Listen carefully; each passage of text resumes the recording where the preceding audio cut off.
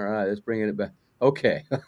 We got it Oh man, figured out. every single show this happens. Sorry, buddy, but we're here. So we're gonna tell this kite fishing story again. We got a fourth one. We got Number we 4. got we got the man. To me, the legend, the guy who's promoted kayak fishing more than anybody in this world. To me, anyway, and also grown this sport to what it is today. Um, but first we got a couple things here. I got to tell you that we got an event, Trey, and this is where you're going to like this.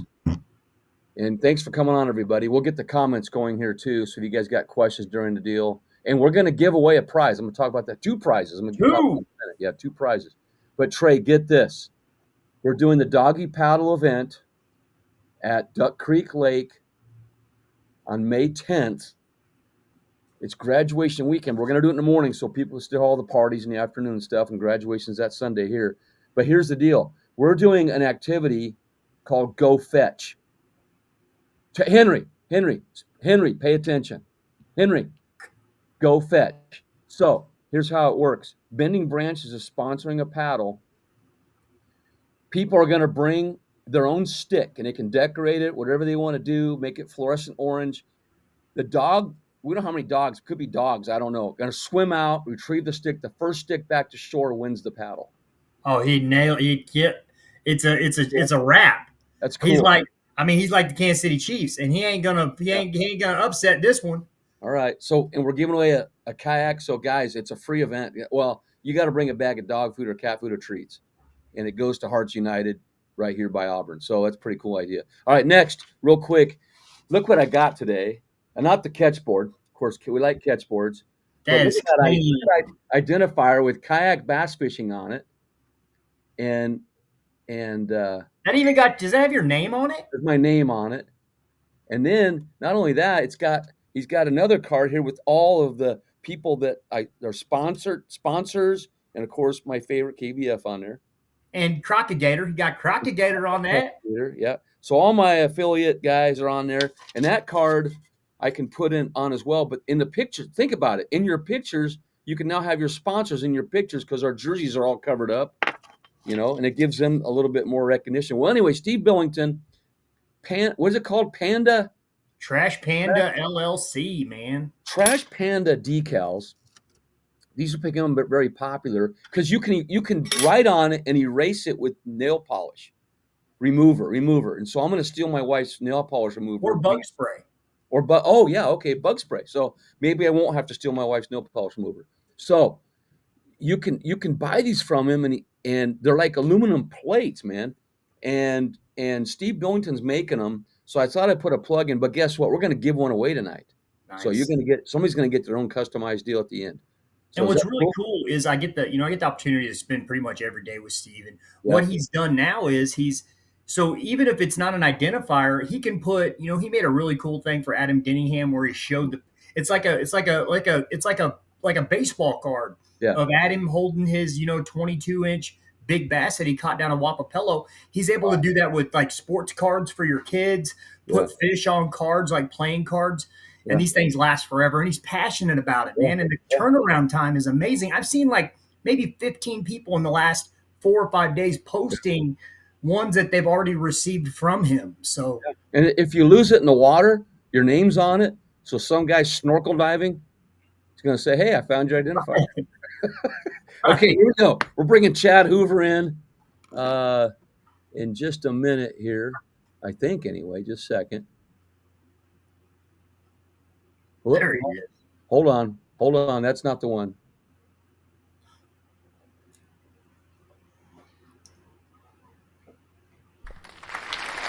There he is. Have you ever had an applause like that, Chad? What's that? You had an applause that big? Huh? Yeah. Only when I used to do the a lot of people don't realize this, but in my former career I was a male dancer. Like Magic Mike. There you were. It was a Southern Male Review. We called it biscuits and gravy. We performed mostly at We perform mostly at like old folks' homes and Cracker Barrel. Like So IHOP or something, we're Waffle like House. we're like a hit at Cracker Barrel. The weight rating on the bar at Waffle House wasn't good enough, and plus they wanted us to wear hairnets underneath, and it just kind of threw off our whole vibe. So Yeah. we Well, just stuck. we're just glad we got you here tonight to talk about kayak fishing and kind of this all out the history of it, and hopefully someday it's all written somewhere. Um, but we want to kind of get the story. I want to go back though, Chad, to the very beginning because for me anyway, and for many years I've had this on my heart. You know, a lot of people say, "Well, hey, how did you start?" And like I said, it's not all about me. There's guys that started before me because some people in Nebraska thought I started kayak fishing. No, I didn't start it. Just maybe right where I was at. But I met so those that are listening, I met Chad via the internet. I found you on the internet, and then I got your number and called you. You were on a Navy ship yet when I talked to you, but you had already started kayak fishing, right? Yeah, Yeah. And yeah. so you were, I huh? was on deployment. I was underway the first time I ever spoke to you. Yeah. And so that's how we met. And then you told what was cool is you told me all these. I'm going to do this. I'm going to do that, and you did it all and more. And that's what's cool. So we're gonna. I just wanted to put that in there that I've known you now for 20, about 20 something years. I don't know, uh, 21, 21 21 years. years. Yeah. So anyway, so with that, Chad, let's start at the beginning of this because you first I do want to say this too. Your contribution to this activity, sport, whatever you guys want to call it, has just been enormous. And where we are is a lot of your effort, and you have gone through storms and blessings and everything else along the way. We all do. We all go through these roller coaster rides, but here you are still thriving, and kayak fishing is thriving, and a lot of it is due to your efforts. So we really appreciate that. But let's start from the beginning, Chad. And we got Trey Dawson, guys, co-host, and we're going to tell a story tonight. So go ahead, Chad. So I grew up in Louisiana till we moved to Georgia when I was about 10. And then I went back and forth a couple times just because of different stuff that was going on at my house. That is a whole different video. Mm-hmm. But so kind of grew up with like being from Louisiana and sort of from Georgia. And in Louisiana, everything was paddling or small boats or John boats or like that's how you got around a lot of times. And where I grew up, there was always backwater that would come up, is what we called it, where the fields would flood, and people had John boats just to get from their house to the first road sometimes. Because all of our roads are on levees, and so if you lived below the levee where the poor people lived, you had to have a boat to get to the levee. Mm-hmm. So canoes and small John boats and stuff like that was just kind of always part of my life. And then when I joined the Navy, the first 3 years I was in like really intensive training, so I didn't really have a lot of time to fish. Um, and then I was very blessed by being in the weirdest scenario of all the places that kayak fishing ultimately kind of blew up. I was there Mm-hmm.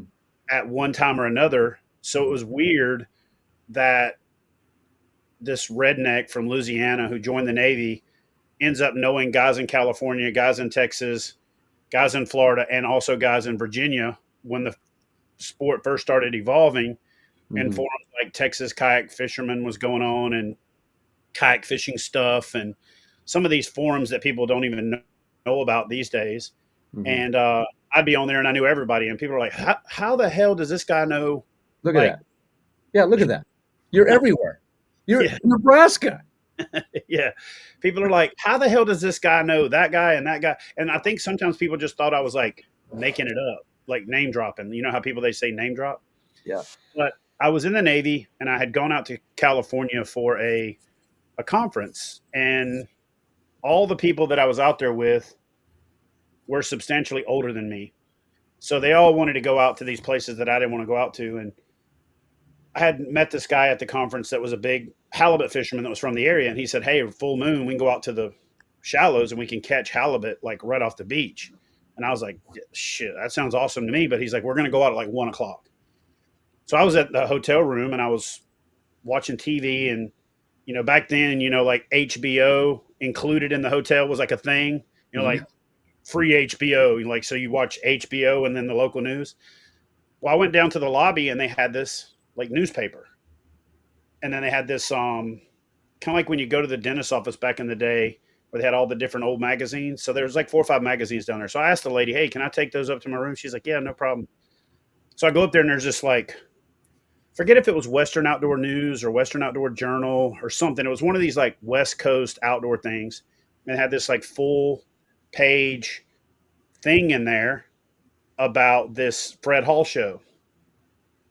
So I go to this Fred Hall show and I'm walking around and I bump into guys that come turn out to be legends later on. Jim Sammons was in a booth, and Mhm. it was either that one or the next one. And then I go by this booth, and they've got this guy Dennis Spike, and like he's barefooted, looks Yeah. like Crocodile Dundee, Yeah. older than me at the time. So I'm young, and I'm looking at this dude like he talked like he had been kayak fishing for 20 years Yeah. at that time. So like I walked up to him afterwards, I introduced myself, and you know I talked to him 10 years later, and he probably still doesn't remember this. Um, but I talked to him, I introduced myself, we exchanged information. Then I really was kind of intimidated about reaching out to him. And about 4 years later, 3 years later, after I had accomplished some stuff in kayak fishing, I reached out to him. I was like, hey, man, what are your plans with kayakfishing.com, this, that, and the other? Mhm. We started talking, and I told him what I was going to do, like you talked about, what my plan was with kayak bass fishing. And I said, look, man, I started to get into kayak fishing in saltwater, and we'll talk about that, like that story you wanted me to tell. Mhm. But I said, but my real heart's always been, I'm from where freshwater. I'm from Louisiana. I'm from the backwaters and the backwoods, and Mhm. we used to fish out of these little things called pirogues, and they're practically a wooden kayak. But we didn't know what kayaks were when I was growing up. Like when we thought of kayaks, we thought of like Eskimos or Mhm. Inuits or whatever the correct term is now. Mhm.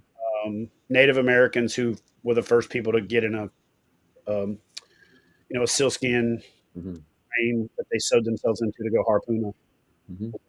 right? So Yep. that's what I thought of. So I started seeing people kayaking, like out on the West Coast. There was recreational kayakers. There were people that were going out scuba diving in the Kelp, but they would take their kayak out. And then immediately after leaving that conference, I go back to Virginia, finishing up my first tour, and I transfer to Corpus Christi. I get to Corpus Christi, and I'm going to college, and I'm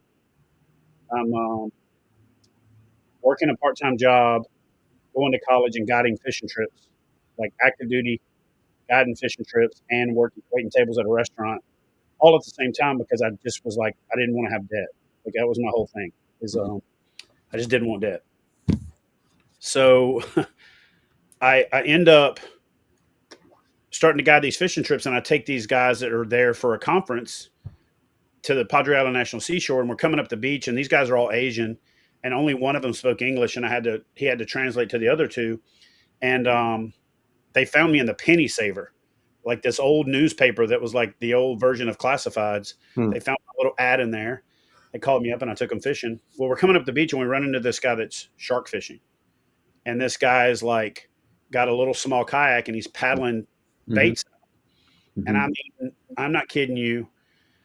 They say sometimes in your life you just have a moment where you see 15 steps from one thing. When he brought that kayak in and I looked at it, I saw 15 steps. I was like, "Oh my god, that could be bigger. It could be wider. It could have this. It could have that." Mhm. And then we exchanged numbers because we didn't have cell phones back then. Mhm. And about a month later, maybe 3 weeks later, he called me up and was like, "Hey man, I know you love that kayak I had. You want to buy it?" I was like, "Dude, I only got like $100." He's like, "I'll take it." I was like, "No, I don't mean like I got $100 to spend. I mean like I got $100 like total in my life." Mhm. And he was like, "I'll take it." I was like, "Bro, I don't have $100 to give you." He's like, "I'll give you that kayak, the paddle, the life jacket, and I'll throw in some fishing stuff. I just really need the money." So I was like, so I stopped at an ATM on the way to see the guy, and tried to pull out $100, but I had $100, so it only let me pull out 80. So I go to his place and say, "Look, man, I'm not trying to lowball you or anything. I tried to pull out the money. You got to have enough plus the fee to get the money. So I couldn't get that last 20." He's like, he takes the $80. I'll take it here. He's like, and I got 3 rods you can pick from, and it's like a pin boat rod. Looking back on it, this guy was probably either on drugs or he had maybe stolen some of this stuff, to be honest with you. But I was young. I was like 19, 20, naive. I was like, sweet. So I take it and I stop at this place in Corpus Christi called Roy's Bait and Tackle, which, by the way, now is probably one of the best kayak shops in the world. If you're ever in Corpus Christi, you got to go there. You might want to just go there to go there, even if you're not planning on going. It's like a unreal. Like it's probably got more tackle per square foot of any shop in the world. And then they've got a fly shop attached to it. And then they've got a kayak shop that they built onto the front of it. It's just unfreaking believable. So I stopped by Roy's Bait and Tackle and talked to the owner's Roy, the son's Rocky. And I said, "Hey, I got this rod from this guy. What do you think it's worth?" He's like, "Oh, it's probably worth like $400. I was like, "What?" He's like, "Yeah." And I said, "Do you think I could pawn it?" He goes, "Well, I mean, if you're going to pawn it, just sell it to me. How much are you trying to get out of it?" I was like, "I didn't even know what it was worth till I came in here." He was like, "What do you want for it?" I said, "What will you give me?" He's like, "I mean, it's yours. You got to tell me a price first." I was like, $200. He's like, "I'll give you 100." I was like, "Thanks." I drove back to that guy's house and gave him his $20. So we were square. And, and I was into kayak fishing. That paddle lasted me about 2 months. The PFD lasted me about a month.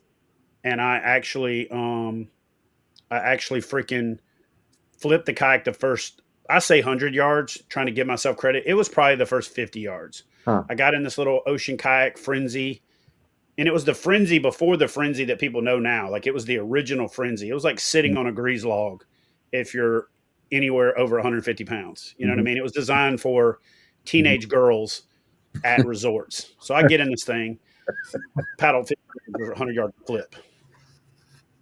Most people would have probably quit and said, "Screw this." But I'm one of them people that's like, I hate not being good at something. Yeah. And so therefore I obsessed over it.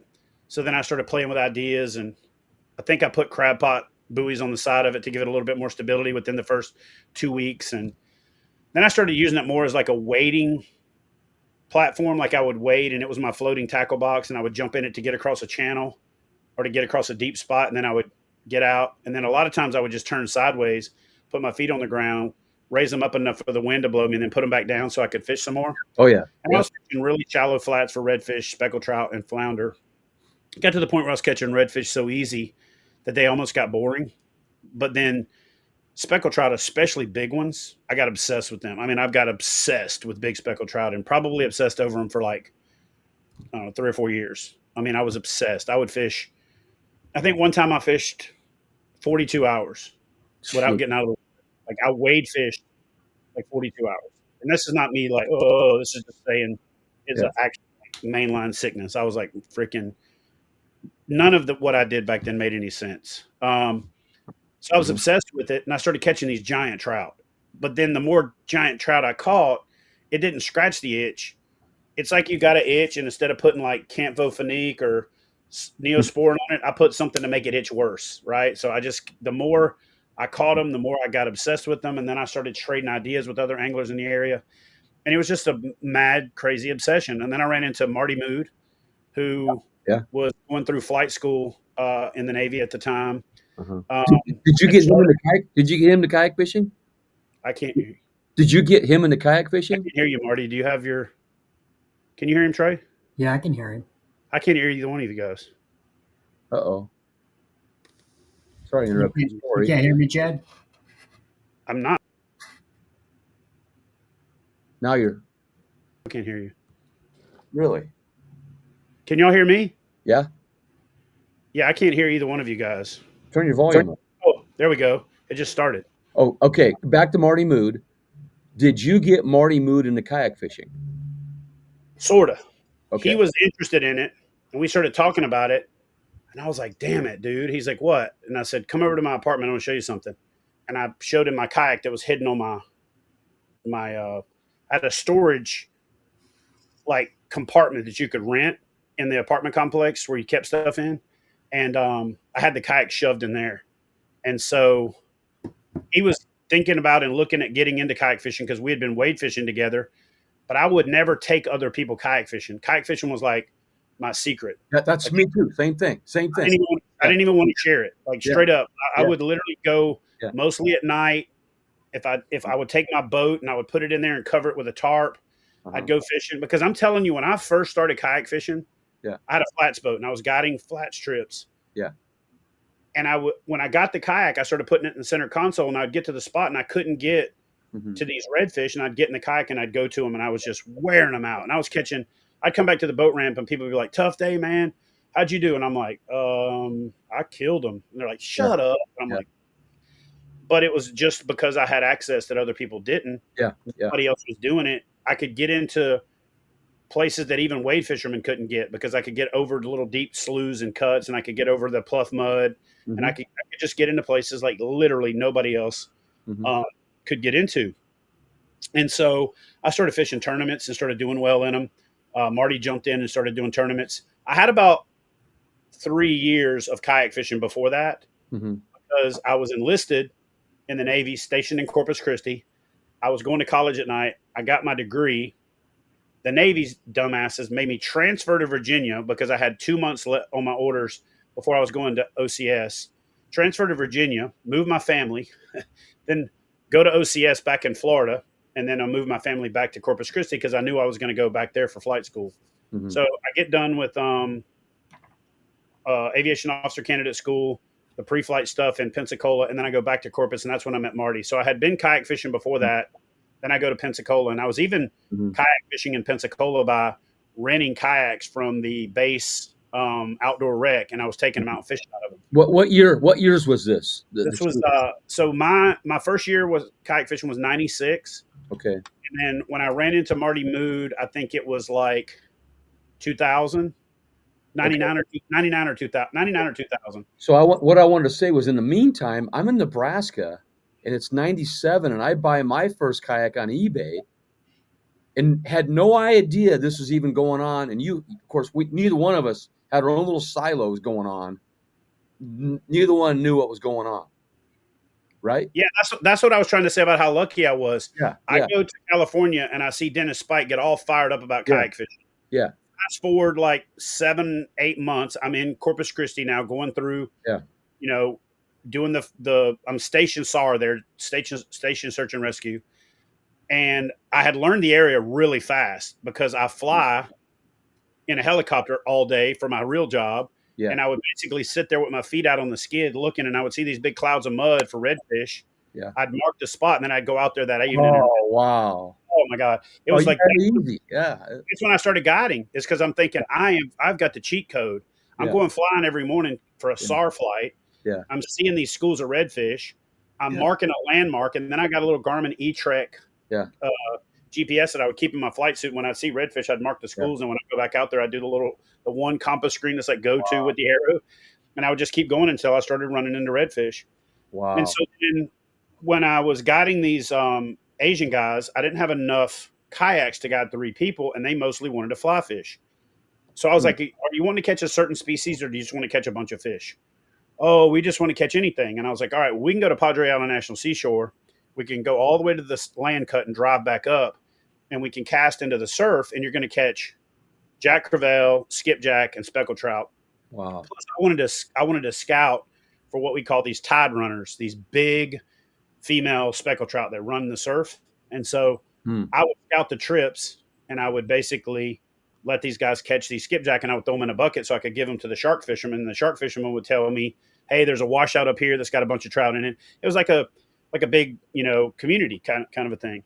Mm-hmm. So I give this guy with the kayak the cut bait. He realizes I took an interest in the kayak. I'm like, "Dude, that would be awesome. That's kind of like P-Rose I grew up with." And we talk about it. These guys from I forget what part of Asia they were from, but they were really enamored with the shark that he caught, and I was more interested in the freaking in the kayak. So he called me. I bought the kayak from him. Flip it within the first 100 yards of fishing out of it. Then I get obsessed with man, this thing gets me into places others can't. But I want to take my flats boat, go to the spot, stake out the boat, put the kayak in the water. And I didn't really want to guide anybody to have anything to do with the kayak, but I booked a guided trip one day, and I had this thing in my ad called "No Fish, No Pay." So this guy shows up, and Same thing. Yeah. Yeah. he's got two people with him, and I'm like, "Hey man, this trip was only for two." Yeah, two and me. And I said, "That's three." And he didn't speak English. He was a Hispanic gentleman. The kid spoke English, so the Yeah. kid's like, "Hey dad," he's saying, um, "It's two people total. He can't have that many people on the boat." So the guy's like, "Oh, okay, you go," and he's telling the kid and the other guy to go. So I'm like, getting the boat. Guy stands there on the dock like a whooped puppy, right? Yeah. Yeah. Smart thing to do as a guide is to just be like, "Sorry, bro," and just leave. So I'm backing the boat out, and I see him standing there like a dying puppy. I said, "Hey, come here," and I tell the kid, "Hey, tell him if I can take a kayak and you guys can get in the water, I can take all of you." He tells him, "Yeah, no problem." So I was like, "All right, you guys wait here." I go to my truck, I get the kayak out from under the tarp. This kayak was so small back then, you could turn it Yeah. at an angle, put it in the back of the truck, and cover it with a tarp, and nobody even knew it was back there, right? Yeah. So I go get the kayak, I put it in the center console. I got four people in the boat, them plus me. We run out to the flat, and I'm like, "All right, you get out here, you get out here." And then the older guy, didn't want to get out because he had a bad knee. So I was like, "All right, I'll anchor the boat. You stay here, and you guys wade down the shore, shuffle your feet so you don't step on a stingray, the whole nine." Hmm. And then this is what really was kind of the epiphany. So I get in the kayak and I paddle upwind, and I'm looking for fish in the kayak. I'm easing along. I turn sideways, put my feet down. I'm watching. I'd start paddling. I'm easing along. I see these redfish, and they see me and they turn and they spook, and they kind of go towards the boat. Mm-hmm. So I paddle up a little bit closer to them, and I throw a spoon, and I'm trying to hook one just so that these guys know that there's fish there. Mm-hmm. And I throw up, I hook one, and it brings it to the boat, and there's four coming with the fish that I got hooked. As soon as they see the kayak, they turn and they dart, and I can see their wakes going away. Mm-hmm. So I catch the fish, I hold it up to show the guys in the boat, I let it go, and I start paddling forward, and the wind's blowing this way, my kayak's going like this, and the boat's up here, upwind. I come in behind these fish, and I'm starting to paddle up on them, and I bump them, and the kid yells to the dad and to his uncle, "Cast!" And they start casting, and they all three hook up. Oh, wow. So we have a good trip. I take them to like one or two more places, get in the boat, get all muddy, run 150, 200 yards, put them out again, get on some redfish. I get out in the kayak, I paddle around, I find the fish. So, like 3 days later, there's a story on corpusfishing.com about a guy who gets out in the kayak and herds the fish to his clients. Oh, no. And somebody's like, "I think that's Chad."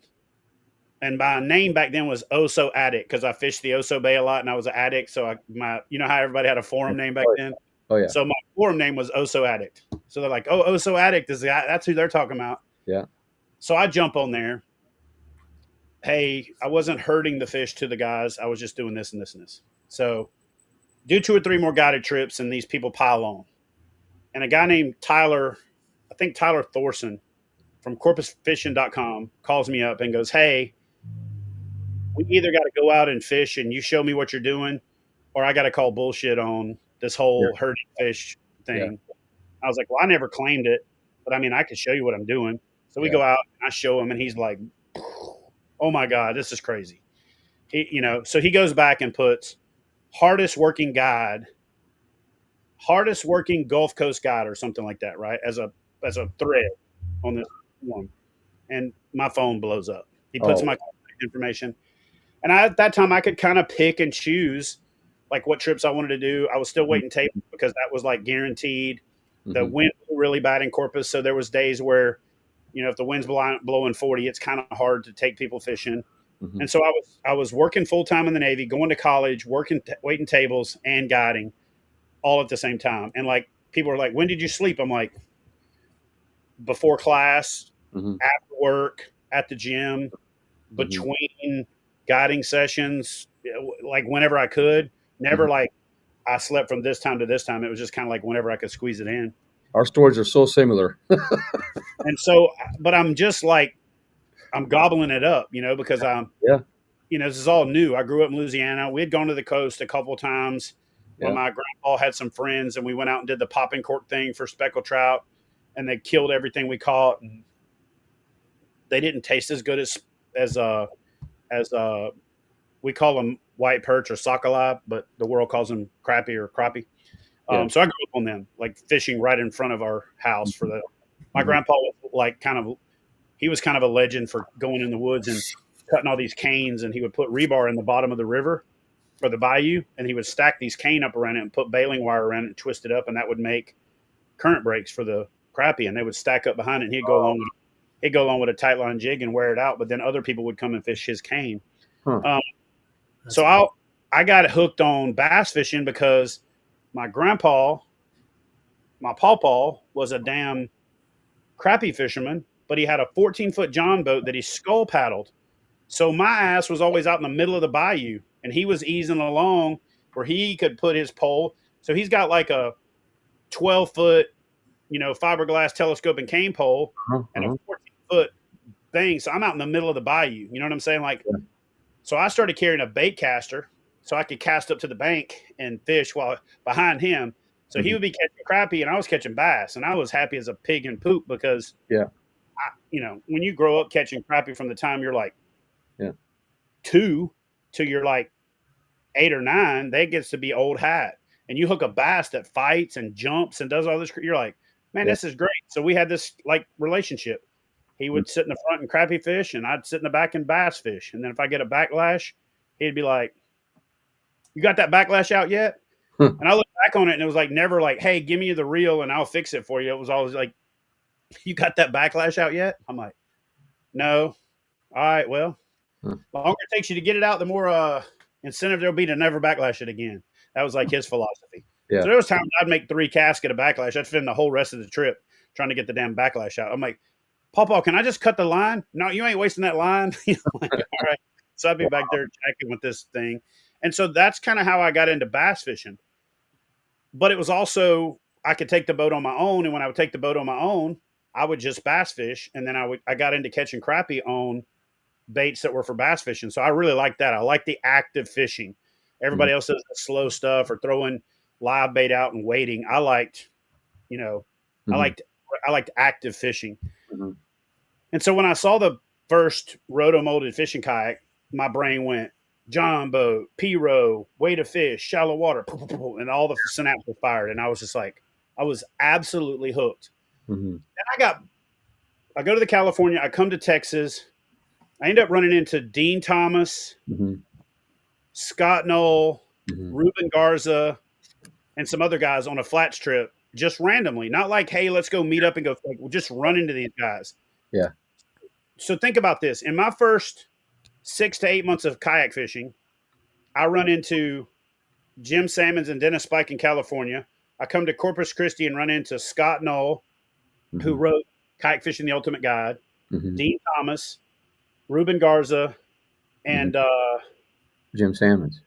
Jim Salmons I'd met in California. Yeah. So Scott Oh. Knoll, Dean Thomas, and Ruben Garza are 3 of the original founding members of the Wilderness Systems fishing team.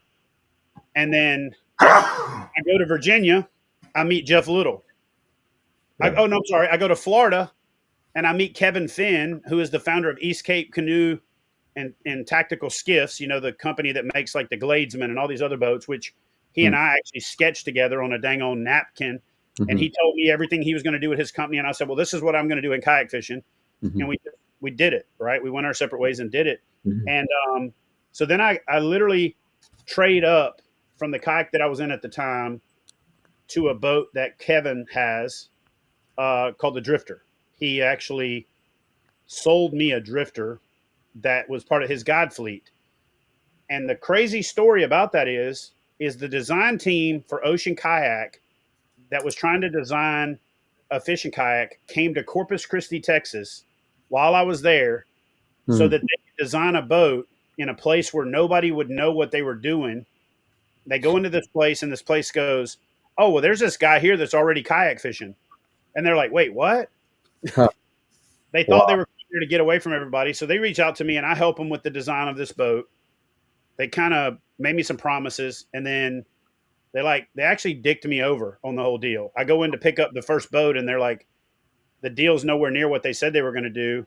And Huh. the shop owners were like, well, I can't lose money on a boat. And I'm like, you're so short sighted that you're worried about losing a little bit of money on a discount for this boat that I helped design, but you're not thinking about how many people I'm going to drive in here to buy boats from you. So both Yeah. Ocean Kayak and that guy were very short sighted. Yeah. And so that has a lot to do with why I told Marty Mood to go to a different kayak shop and how he ended up being a Hobie guy, right? And so, Yeah. Yeah. so long story short, I leave Texas to go to a school in Florida before I'm going back to Virginia, and I meet Kevin Finn. I get an Ocean Kayak. I meet up with a couple of other people, D. Kaminsky, who's kayak fishing there, just out on a flat Yeah. fishing. Wow, incredible. Run into Jerry McBride. I run into all of these people who, like you said, we're all kayak fishing, but we don't know each other. Mm-hmm. And there was like little silo communities, and I just happened to weave my way through all of them. And Chad, meanwhile, I'm in Nebraska and I'm finding all of you on the internet. Yeah. And nobody else is doing this. Oh yeah. And nobody in the Midwest doing this. So I go to Virginia. Wow. I go to Virginia, and I'm out fishing, and I run into a guy at a bridge, night fishing. First night I ever go fishing in Virginia, I run into a guy named George Hughes. George Hughes happens to be the guy that when I'm complaining that there's no kayak bass fishing pages goes, why don't you start a page? I'm like, I don't know anything about the internet. He's like, I'll buy the URL and then I'll transfer it to you. So he buys the URL and transfers it to me. He's like my partner in KBF in the beginning for a little while. He's a divorce, and we don't want it to be on the chopping block. So like I buy him out, and then the whole thing. And then moving on down the road, I run into the guy that I ran into like 2 nights later is a guy named Corey Ruth. And Corey Ruth is like one of the biggest names in kayak fishing back then, Ruthless Fishing. He's got a charity tournament that he does, very well-known guy in the area, lots of writing, lots of seminars. Like he was very established in Virginia. And then while I'm in the Navy, I go up to do some training stuff in Quonset Point, Rhode Island, and a couple of other places. And coming home, we break down in New Jersey because we had an engine light. While I'm broken down in New Jersey, we had to move our aircraft to a hangar on this base. And it turns out they're having a kayak tournament at this base like 3 months later. And I see something that tipped me off about it. Kayak fishing stuff, Jamaica Bay tournament. And I'm like, hey, what is that? And the guy tells me all about it. I go to kayak fishing stuff. I look up the guys. I call John and Joey. We start talking. I'm like, dude, I'm going to be up here for this tournament. I'm going to do this. Meanwhile, I had worked part-time for a guy named Rick Roberts who founded the Snook Foundation in Florida, but he started the Extreme Edge kayak fishing. So I jump in on that, and I start doing well. Me and Marty kind of battle it out for Angler of the Year the first 2 years. He wins it both times. But I started dabbling with helping tournament direct for Rick. So I do that for like 2 years. I take over like directing the tournament. So now I'm like, well, shoot, I'm getting paid to show up. I get to go fishing. I come back and I don't have to stress. So that was kind of cool. I did that. Rick turns out to have a bad incident at an event where a hurricane was coming to Sarasota. I was in search and rescue at the time. So we were put on alert for the search and rescue response. So I couldn't go to the tournament. And then I think Rick kind of had too many to drink, gets on stage and has a little meltdown. And then that was the end of the Extreme Edge kayak fishing tournament series. Oh, man. Mike Cogan, who's the guy that ultimately started the Jack's Fishing Classic, starts off with the Jack's Fishing Classic. So I reach out to Mike and say, hey, man, I want to do this online virtual stuff, and this is what I'm looking at, and I see a future for Catch Photo Release, because the way we were doing Catch Photo Release up until that time was, and people don't believe this when I tell them, but we had disposable cameras on it with a number on it, and then you would go to the tournament, and they would give you the disposable camera and a bag with a ticket in it, and when you came back, you would give them the disposable camera, they would put it in the bag, and they would give you the ticket, so when you came back, they knew what ticket went to what camera. And they would run to a 1 hour photo, which, by the way, isn't an hour. It's like 2 minimum. It was usually a 30, 45-minute drive. So they would go, they'd be back in 3 or 4 hours. By the time they got back with the photos, usually half the people at the tournament were drunk or gone, right? And so then you had this situation where the award ceremonies were just forever. And then you get back with these photos. Now you got to sit down and score them, add the totals together. And it was a cluster, but that's how Catch Photo really started. Was Then this we moved was this early 2000s? This is probably, probably 0102. Yeah, because I remember we got the little Walmart cameras to go Yeah. out and take a picture, and I'd give it to people to take a picture for me because nobody would believe I was catching fish. Yep. Okay. Go ahead. Sorry. Go ahead. Then 02, 03, 04, I'm trying to get the Catch Photo Release thing started. I reached out to Mike Hogan. Hey, man, why don't you take the saltwater thing with the kayak fishing stuff, and I'm going to do the kayak bass fishing thing. And he's like a total jackwagon and says, I don't need you to do any of that. I'm going to do all that on my own. I've already got this thing called 321 Fish, and we're going to monopolize this. And he tells me all this stuff, and I'm like, okay. So he actually got out ahead of me, and he was like the first person. He truly was the first person to actually go online tournaments. Like Kayak Wars was second. Mike Hogan was literally the first, like giving credit where credit's due. He was the first to get an actual online Catch Photo Release tournament going, and it was called 321 Fish. I do want to say this on the online. What we were doing here was we would go out and take a photo of a fish with an identifier type thing, and we'd post it on a tape measure. Yeah. But it was on a thread. It was not like what you were doing. Exactly. So that's kind of how I first started, right?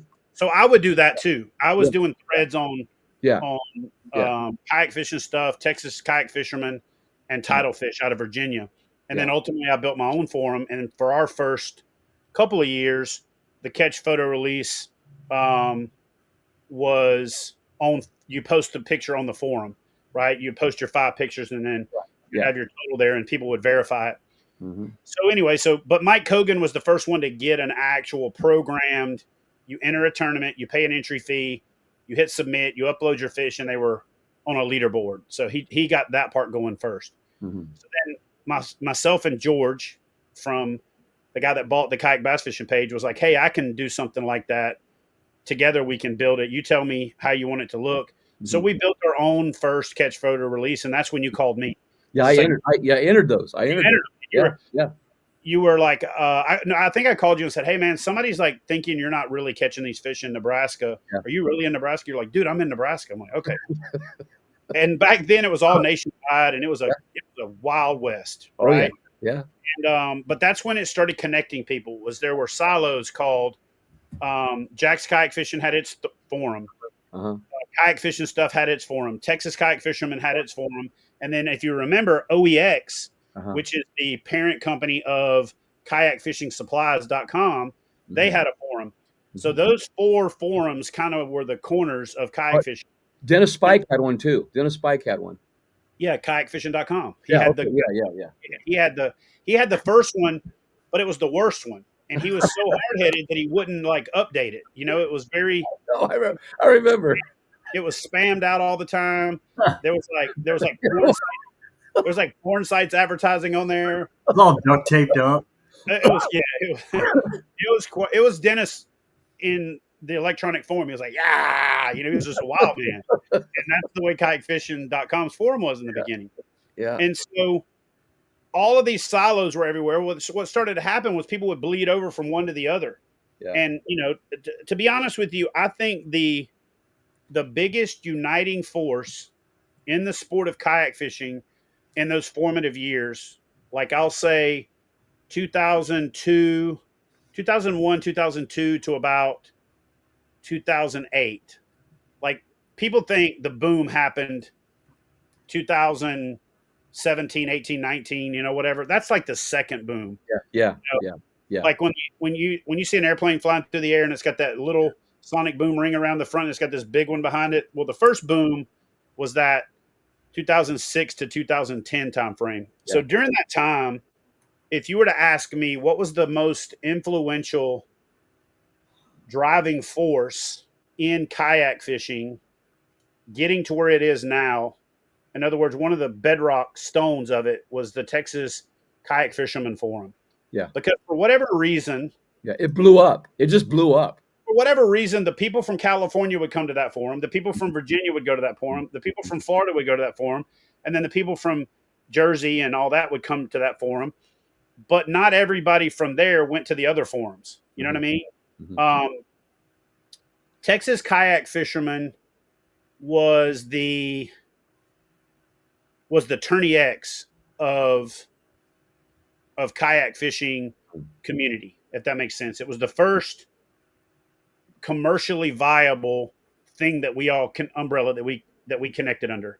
Then all of a sudden people knew, holy crap, there's people kayak fishing in Minnesota. There's next thing you know, you got friends everywhere. And I just happened to be the guy that was like talking to people like I knew him, and people were like, how do you know Chris LeMessurier from Michigan? Yeah. Oh, I ran into him because I did, Canoecopia. How did you know this guy? Oh, I ran into him because I was at Sandy Hook. So like I started going to Jersey because I really broke down there, and these guys were telling me how awesome the fishery was. And remember back when I said I got hooked on big speckled trout? Well, guess what? Guess what Sandy Hook, Raritan Bay, Jamaica Bay all have in common? They got this damn thing called a weak fish. And a weak fish is like a freaking speckled trout on steroids. Now, it doesn't fight as hard, but it gets massive. And I mean, you could catch these things that are like ridiculous, you know? So I go up there, and the first trip I ever take, it's my first soiree into using like charts on a graph. And I got this small Garmin back in the day that was like I was so proud of this thing. It was like a couple $100, but it was like, whoo, it had a chart on one half and 2D sonar on the other. So I found this thing on the chart called the pumpkin patch, and I go to it, and then I'm looking on my depth finder, and I go up over this hump, and I see the arcs. I'm like, oh shoot.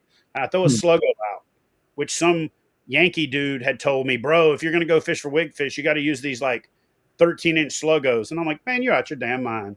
But I had fished these big ass Cincos for bass. So I was like, okay, maybe. So I take these big sluggos out there. Dude, I'm out there catching these 30, 32, 34, 36. And I think in one day I caught 12 fish over 30 inches, and my biggest was like 37. And I was freaking hooked. So now I was driving up to Jersey on the weekends, and you would bycatch 30 and 40-pound striper like it was nothing. You're like, damn striper, and you're trying to catch these weak fish. Then they had this fluke fishery up there, which fluke is their version of a flounder. It's like the eye's different, and it's got some different spots. It's like a flounder, but a northern version, right? So then you would catch these damn things, and they're like doormats. So I kind of fell in love with that. Well, I met all the people in the Northeast then, right? I met all these people that were in this crowd, John and Joey and Paul, and like just all of these people that were very instrumental in the development of kayak fishing, because I think that Texas kayak fishermen was the catalyst for uniting the community, but kayak fishing stuff was the crowd, was the place where it was the first shop that truly attempted to service kayak fishermen. They had selection. They had stuff you couldn't find. They were like pushing the envelope on kitting. You know, they were actually the model that I followed when I launched Hook One. They literally were the model that I followed because after they went out of business, nobody really picked that umbrella, picked that baton up and ran with it. But what was cool about them was by creating that store, it really made the kayak fishing stuff forum kind of take off. So I was in the kayak fishing stuff forum, and then I was in the tidal fish forum in the Atlantic, and then I was in the Jacksonville forum, and then I was in the OEX forum out in California, and then I was in the Texas Kayak Fisherman forum. So people kind of knew who I was just because I was down there everywhere. But I was obsessed. I was like, if I wasn't thinking about fishing, I was fishing. While I was fishing, I was thinking about fishing. When I wasn't fishing, I was thinking about fishing. And when I was like sleeping, I would fall asleep thinking about fishing. I'd wake up thinking about fishing. Every relationship I had evolved around fishing. Like every relationship that I had failed because of fishing. Like everything was about obsession. It just was, not healthy, not something you should do, not something you should emulate. The life I've lived, I definitely have been very blessed, but I also wouldn't recommend it to other people. It's just not smart. Like people have no idea how much dumb shit I did and how many sacrifices that I did both advertently and inadvertently to be right here. You know what I mean? And you could say you regret it. But man, I've got friends all over the country. I've got haters all over the country because one of the things that also happened is I was in the military at the time. I spent more than half of my adult life in the military, right? Uh, I and like you said, and a number of people have said this. Luther has said it from Yak Attack and Bonafide and a couple of other people. When I met Chad, this is what he said he was going to do, and by God, he did it. Problem is, I had a very singular focus, and it was like I'm going to accomplish this by God. You know what I mean? Yeah. And if people tried to get in my way, that was a bad place to be. And Yeah. if you said I couldn't do it, it was like that first time I flipped the kayak. Watch this shit. I'm going to keep doing it until I get it right. And where I really got my teeth into the sport is when I got blessed with the opportunity to start contributing to design, start getting involved in making the kayaks better. One of the first videos that I ever did that went by those days standards viral was I showed how to fix when people drag through the back of the hull. I showed how to fix it by putting a wood rod dowel in there and giving it some new structure, screwing the screws in from the side, then cover it with extra plastic and build it up, then take the screws out and fill the holes, and it looked like brand new. But my brain, my engineering brain was like, what's better than having to fix this hole is a hole you don't need to fix. So I started talking to, at that time, Wilderness Systems. Hey, we got to make a sacrificial keel. Oh, we can't. It won't work. I had 4 designers tell me that it wouldn't work. And the first time I ever talked to Hans Newts, I said, hey, I got a couple of ideas, and all these other idiots keep telling me it can't be done, but I know it can be done. He's like, all right, what is it? I said, we need a sacrificial keel. We need a pod in the middle for the depth finder to go through. He's like, yeah, we can do that. And he just designs it, sends me a screenshot, and I'm like, dude, that's it. So I drive down to Carolina. We did the first test fitting of the pod, and then the boat cooled and the pod wouldn't fit in there. So this brand manager from Wilderness Systems is like, oh no, we can't do it. We can't do it. It's not going to work. Luther actually from Yak Attack happened to be there at the time because we were trying to meet with them about building some parts for this particular boat. And I remember my defining moment in my career was I looked at the guy who was the brand manager at the time, and I said, you either make this boat or I'm done with Wilderness Systems. I'm going to walk out of this building and I'm going to go find a manufacturer that wants to make the best fishing kayaks in the world. And I'm like some punk ass, like nobody, but I stood my ground and said, we're going to make this boat or we're going to make this. I'll talk about what Jeff said in just a second. Okay. We talk about it, and Hans is like, hey, let me handle the guy's name's Shane. Let me handle Shane and we'll make it work. So then he comes up with a plug that goes in there that's like a cooling jig so that the bulkheads don't settle and a bunch of other stuff, and made it work. And before that, it was tracks. Before that, so tracks was like the first thing. The next thing was the sacrificial keel, the pod, and then Hans and I both started fighting for an adjustable seat that would go high and low. And they almost made it, but then they pulled the plug on it and redesigned it for the Commander so that the seat would be underslung, but you fold it down and slide it in and sit on the top. So that was their compromise for the high position and the low position. And then we released that boat, and then the following season, Jackson comes out with the first true high-low seat. Yeah. I'm punching the wall like, we had this. Yeah. We had this design. And then from that point on, when Drew Gregory convinced Jackson Kayak to start marketing kayaks for fishing first and not like a wreck kayak that we just stuck some rod holders on, it was the powder keg moment where both of us traded off of each other.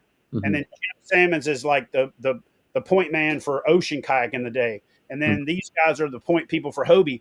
And so there was these there was these posses promoting the brands. Yeah. And most of us were friends. Yeah. If you were on the outside looking in, you would have thought we were all mortal enemies. But most of us were friends. Like we were out there fighting the good fight for our side. It's kind of like fighters in the UFC or Yeah. boxers. They Yeah. fight the whole time. They talk smack, and then they hug it out afterwards, and then go have a beer. And then you don't, I don't know if you even know this, but I worked with Tom Strauss from Emotion, and then Yeah. Lifetime Bottom.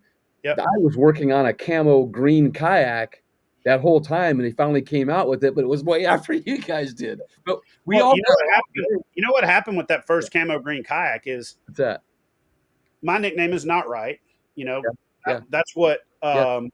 So they renamed me from Oso Addict to Ain't Right because I had a jacked up sense of humor, like some of the jokes I was telling y'all before we went live. Yeah. Yeah. And I kept changing it back to my name, and then they kept changing it to Ain't Right. Well, at the time there was this movie with Cuba Gooding Jr.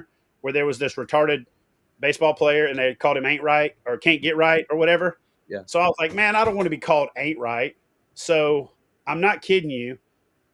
I said this next to my ex-wife's cousin, and he goes, just call it Not Right, like a knot. And he was like a Hispanic dude. I said, bro.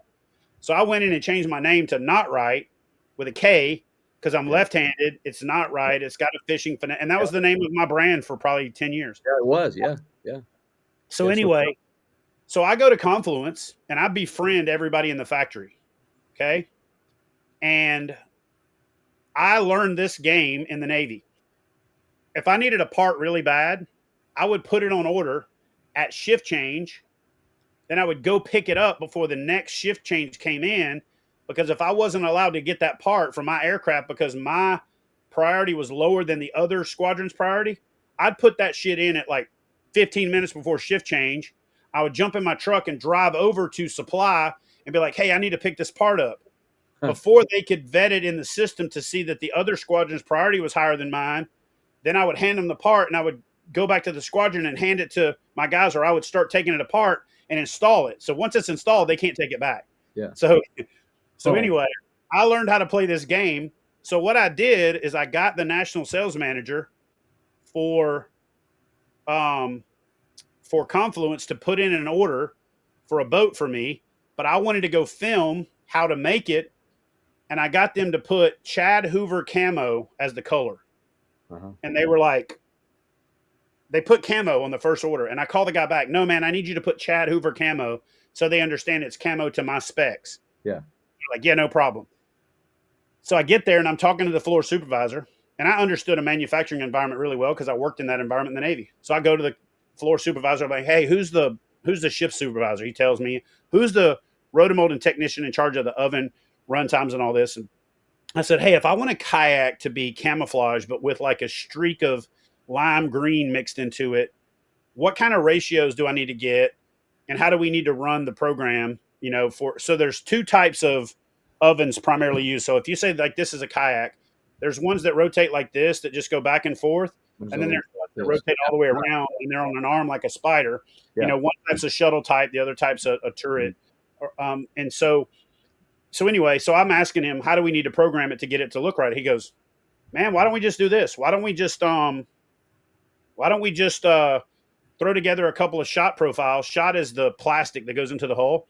Why don't we throw together a couple of shot profiles? We'll run it. You pick the one you like, and we'll make that the one that we program. I was like, sweet. I said, I had just bought the Store Hook 1, or bought into it with my partner, Chris Stewart. And I told the guy, I said, hey, I need a bunch of boats. How fast, if we run this boat, can I get the first order? And he said, well, we actually kind of took this whole oven off of the line tonight to do this deal with you. And I got a full shift. So, I mean, we could probably get 25 boats done tonight. I was like, okay. So, so they told me no on the camo with the green in it initially. Yeah. But I got the sales manager to call it Chad Hoover camo. And then when I got there and I talked to the floor supervisor, I said, hey, it's not camo, it's Chad Hoover camo. And I'm Not Right. And my nickname is Not Right, which means, damn, that's not right. So camo with lime green in it's Not Right. So we're going to call that Not Right camo at the store. But on the line item for Confluence, it's Chad Hoover camo. Wow. He's like, how many do you want? I said, as many as you can make. So they end up making 37 boats that night. Wow. I called the next morning and do what's called a customer assigned pickup. And when I do the customer assigned pickup, I schedule a truck to go pick up boats. Now back then, I was a native dealer. Native was in North Carolina. Mhm. I was a Confluence dealer. They were in South Carolina, and I had also just started kind of carrying Feel Free. So I would hire a truck because I was a logistics guy in the Navy. Instead of letting the companies overcharge me for freight, I would hire the truck, and it would go to Confluence and pick up half a truck. Then it would go to Native and pick up half a truck. Then it would go to Feel Free and pick up the rest. And they would come to my shop, and I'd have a full truck, but I would get all my stuff on one. Mhm. So I scheduled the truck pickup the next morning on what's called a retro load.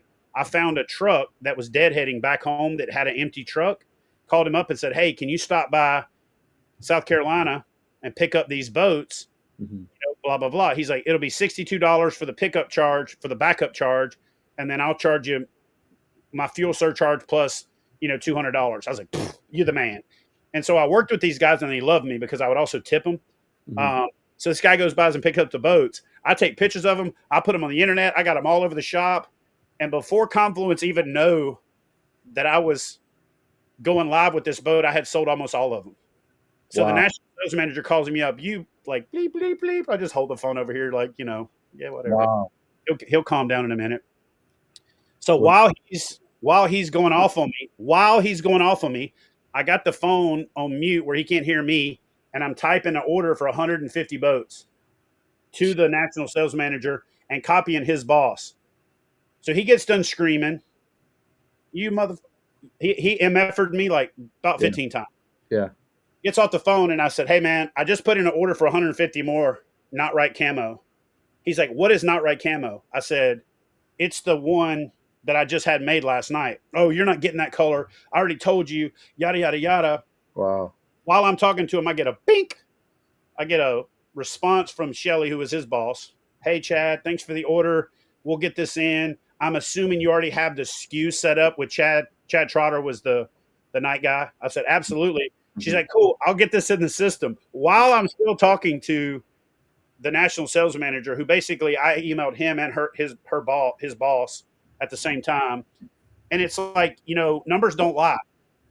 So when I tell people, if you want to be successful in social media, if you want to be successful in whatever you're doing, don't be like good, don't be okay, don't be good, be like undeniable, you Mhm. know? And the one thing that when people say, "What are you the most proud of?" I don't have a specific thing. I don't. I got inducted into the Hall of Fame. I've won some awards. I've won some tournaments. I've won some Anglers of the Year. I wrote a book. I've Mhm. got some things that I could incrementally list. Mhm. But if you ever look at any of my bios, I very seldom list anything a specific accomplishment. If it's in there, it's because somebody else added it. Because what I'm the most proud of is that my impact is undeniable. Mhm. Like what I've done, Yeah. you can't 100% put your finger on. You Mhm. can't say, "Well, he did this, he did this, he did this," but even if you hate me, you know Mhm. that my impact has been undeniable. So when I tell these young people, when Mhm. you're getting into the sport, I mean, don't ruin your life like I did in many cases trying to accomplish it, Mhm. but Mhm. but don't be mediocre. If you're going to be mediocre, don't even start. Yeah. Be Yeah. undeniable. And if you're not working towards undeniable, Yeah. just enjoy fishing. Don't worry about social media. Don't worry about being on a team. Don't worry about any of that. Just enjoy fishing. But if Yeah. you want to do it professionally, if you want to do it where you can make it into a career, Mhm. be undeniable. And maybe that's the wrong way. It's just the only way I know how to do it. Yeah. Now I I would, I wanna would say, I want to say, so I think that gives me a great segue into what I want to say, like how I learned about you. So I would say when I first got out of prison, I really wanted to kind of do something in my life. I wanted to have my recovery in bass fishing. And the first thing I heard, so I'm going to go off script a little bit here. I bought a kayak. I bought it from Jessie Becklenberg, and she's a huge fan of yours. So I started watching these YouTube videos and came across you and Jeremy Baker. And like so my first impression of you was me watching you on these YouTube videos. You had this segment called Hunting Big Bass and all that. And I was like, man, this dude is freaking awesome. About a year passes, 2 years passes. I kind of get in my own little groove. And there's this thing called opinion bias. Opinion bias is kind of like maybe I'm going out to a restaurant and I want to check the reviews on this restaurant. There could be 200 reviews that say that this place is awesome. And then there's that 6 that says, man, this sucks. My mind is going to go straight to the this sucks instead of all the great reviews. So where I was super into watching your videos and then I started hearing all this shit on the back end, it's like, where do you go from that? But then I watch you and you like, you have not climbed underneath a rock. You have not went anywhere. You are still right here talking about this. So, I mean, there's some validity there. So does that make sense? Like No, that? I literally used this analogy to some kid the other day. I said, he actually asked me, dude, how do you deal with all the bullshit? And I'm like, I mean, I'll just be straight with you. And this is going to sound really bad when I say it. So I'm going to preface this by saying it's going to sound really bad. Mm-hmm. It doesn't even register. Yeah. See, I grew up in the house of an alcoholic. His mom, my dad's mom, my grandma on my dad's side was an alcoholic. Mm-hmm. I was around drug addicts. Mm-hmm. So I had grown men kick my ass when I was a kid. Mm-hmm. I then joined the military and I sought out the hardest programs. I sought out search and rescue, which is one of the hardest programs. I got through that. That wasn't hard enough for me, so I went to Buds, got my ass kicked, got washed out, the whole 9. But I always sought out the hardest stuff. I got my bachelor's degree in 19 months, going to school at night, working a part-time job, guiding trips, blah, blah, blah. Like I always sought out challenge. And so when people challenged me, I did an assessment. And if you weren't worthy of challenging me because you weren't doing the work, it didn't matter to me because I didn't consider you somebody that I cared about criticism from. Yeah. And on top of that, I knew what I was doing. I knew where I was going. And if I stop and look at what you want me to look at because you want to criticize one thing I did wrong, then I'm not still looking headstrong. I had a very focused vision of the things that I thought I wanted to accomplish for the sport, the things that I thought the sport needed. Now, I've backed up from some of them and said, I wish I wouldn't have done that shit. I wish I would have done this different because hindsight's 20/20. But what I did do, like Marty said at the beginning, is I had this 10-year roadmap, and by God, I was going to get there. And if you got in my way, you were just you were a roadblock, or you were a speed bump, and I was either going to drive over the speed bump really fast, or I was going to drive through the roadblock faster. Right? That's just, if you watch a movie, people don't slow down for roadblocks. They don't ease up to the truck and bump it and push it out of the way. They put the pedal to the metal, white knuckle the steering wheel, and just blow through it. And that does not work in the civilian world. It works fabulous in the military. Your boss is like, you're a goddamn bulldog, Hoover. You're blah, blah, blah. My nickname, and I got a cup up here in the cupboard that I use to remind myself on my Navy cup where they give you your name, is the Wolf. And that's from Pulp Fiction, where they're freaking out because they shot this guy in the back and there's blood everywhere. And Samuel L. Jackson says, calm down, man. He goes, bro. And John Travolta's freaking out. He goes, I'm going to call the Wolf. And he goes, oh, shit, man. Why'd you just say that? So the whole time I was in the Navy, my nickname was the Wolf. Like, this is the guy you go to if you need to get shit done. That the rules don't matter. And I was a paint outside the lines guy. That was my job. Yeah.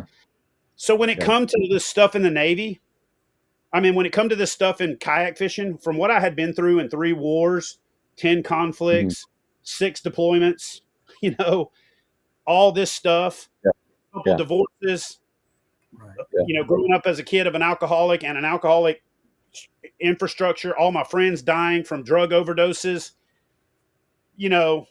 some kind of desensitized you in a way. Some goober on the internet talking smack about me, who, by the way, every time they saw me at the Bassmaster Classic, or they saw me at a trade show, or they came to one of my tournaments after they talked shit, looked at the ground, averted their eyes. I'm thinking, in the world I grew up in, if I'm going to go on the internet and call you a piece of shit, I'm going to be looking to whoop your ass the next time I see you in person. I'm not saying that's what I would do. What I'm saying is, those 2 types of things.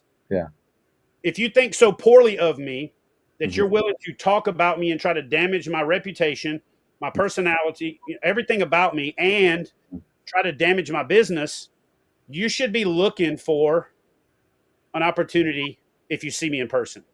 And they didn't. They looked at the ground. They looked away. They scurried over and stood in the back of a group. Yeah. So it never bothered me that these people were talking smack. And dude, I heard a long time ago, it's a crazy thing. Denzel Washington came to a Navy officer thing. I remember you said this. He was doing this leadership thing, and he said, never take criticism from someone you wouldn't go to for advice. Mm-hmm. Mm-hmm. So there are people that have criticized me that are wrong. There are people that have criticized me that are right. And here's what I tell a lot of people. There's a Navy saying called one all shit erases 1,000 attaboys. And if you don't understand that and you don't live by it, you're just wrong. And I know it doesn't matter how many attaboys I've done. It's the all shits that matter. But if you hide from the all shits and you don't accept responsibility for them, then you're not genuine. And if you're not genuine, people are going to see through that. And part of the problem too is I'm sometimes too real and I'm too blunt and I'm too straightforward. But I also don't got time to pussyfoot around about something. If you want to know what I think, you're going to find out. And if you don't ask me. Right? Yeah. I would appreciate in somebody else that they don't waste my time with a bunch of crap. So that's how I feel I should treat other people. It doesn't always go well, right? Some people want you to bullshit them. Some people want you to, it's like when your wife asked you, how do these pants make me look? Well, the pants make you look fine, but that muffin top busting over the top doesn't look that good. She didn't want to hear that. But my brain works on, you're asking me, so I'm going to give you my damn opinion, right? Well, you're not skinny yourself. I'm also not asking you what I look like in these pants. You see what I'm saying? So I've been abrasive. I've been a lot of things, but I'm just not fake, and I'm not.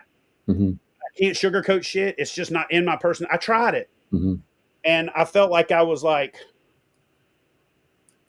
me trying to be fake and over nice and over like I think I'm a nice dude. I've been over backwards to help people. But me trying to over fake it would be like how I would feel if I dressed up like Elton John, right? If I dressed up like Elton John and walked around, I would feel like, it's like not me, right? That's how I feel if I don't just be who I am, right? And so I could have been nicer along the way. I could have took 3 years to get somewhere that I got in a year. I could have done a lot of those things. We could all coulda, woulda, shoulda, we could have done a lot of things different. So what I'm proud of is that I accomplished what I tried to accomplish. I'm not always proud of the way that I did it, but we can always learn from that, right? We can always, so back to the analogy you made, I told the guy, I said, look, human nature is if you go to Google and you're thinking about going somewhere, click on that reviews, your brain goes straight to the 1-star reviews. And I don't give a shit if they've got 57,000 5-star reviews and 4 1-star reviews. You read the 1-star reviews and form your opinion on the 1-star reviews. Now, here's where I've screwed up in some of the things that I've done in life.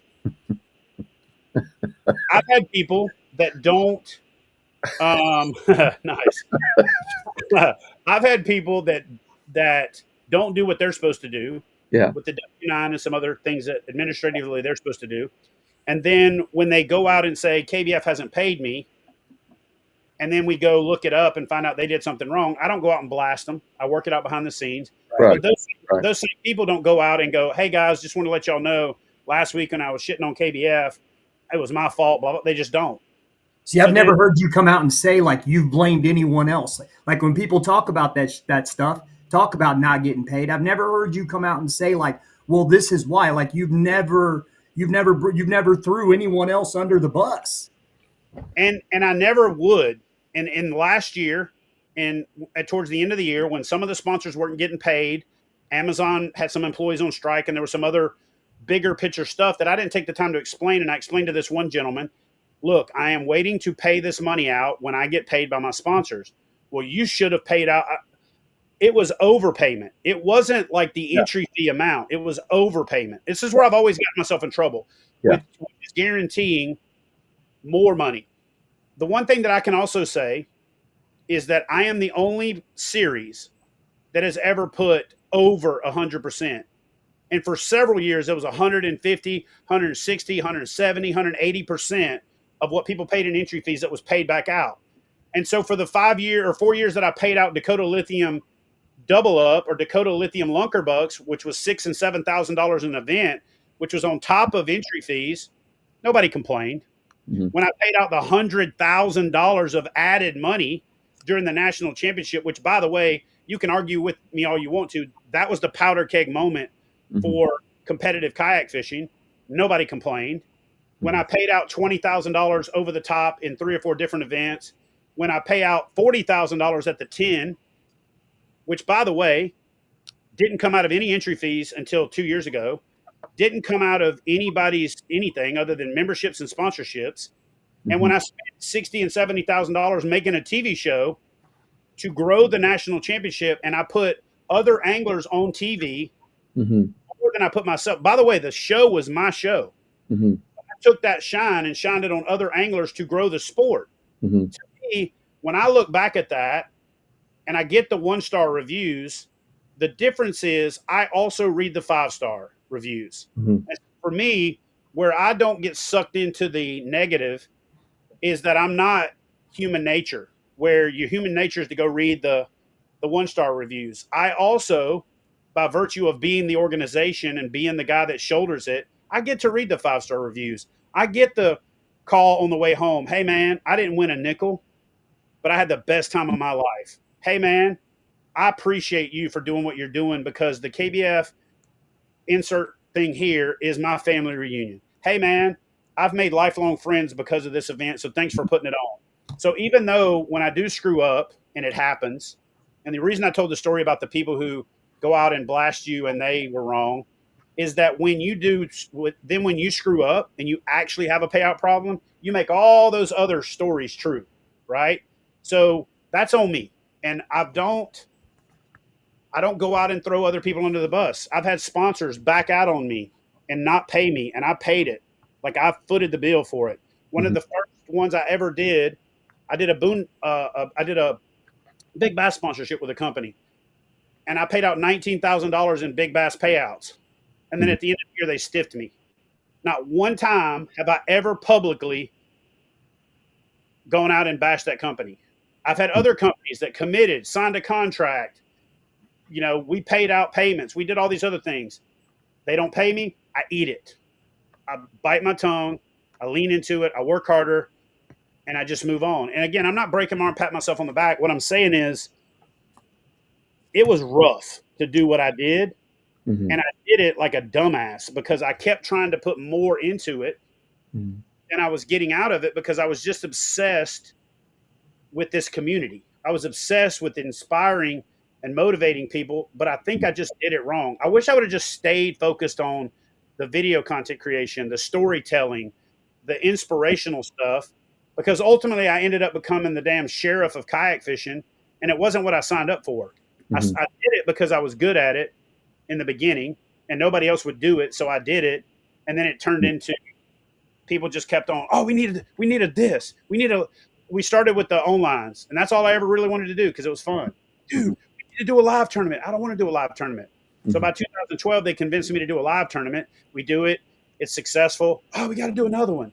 After the third, we got to do a national championship. And I just kept on, okay, fine. And we got to do a pro series. We got to do this. And to be honest with you, I wish I would have just stuck with the online stuff. I wish I would have just stuck with the boondoggle type stuff, the more community based stuff. I'm going to stop you right there. Your event, the KBF National, is a boondoggle. It is an event where we all met, and I'm glad you did it because there's only 2 guys that have been to every one. You know who they are? Jody Queen and myself. There's only 2 guys that have been to all 8. I've been to all 8. I watched them grow, got treated like a king. What's that? 3 guys. Oh, you. Yeah, you were there at all of them, weren't you? Anyway, got treated like royalty when I got there. I got a picture from every single one with our arms around each other, getting a picture together. Every one, somewhere. And you would always take the time to talk. You'd always take the time to say hi. There was 800 and something guys at one of those deals one time, or 700, so whatever it was. It was huge. But I do know this: it's an event. It wasn't to me. It was an event. You know, when they had the TOC in Texas. Mhm. Remember that? That was an event. It was like they wanted to call it the World Championship and everything, but it was an event. It's where we all first met. Where I met Ron Champion, the first guy I ever saw in a jersey. I go, that is cool. I want to get one like that. I want to be like him. And then you had the national championship, and I thought that was the coolest thing ever.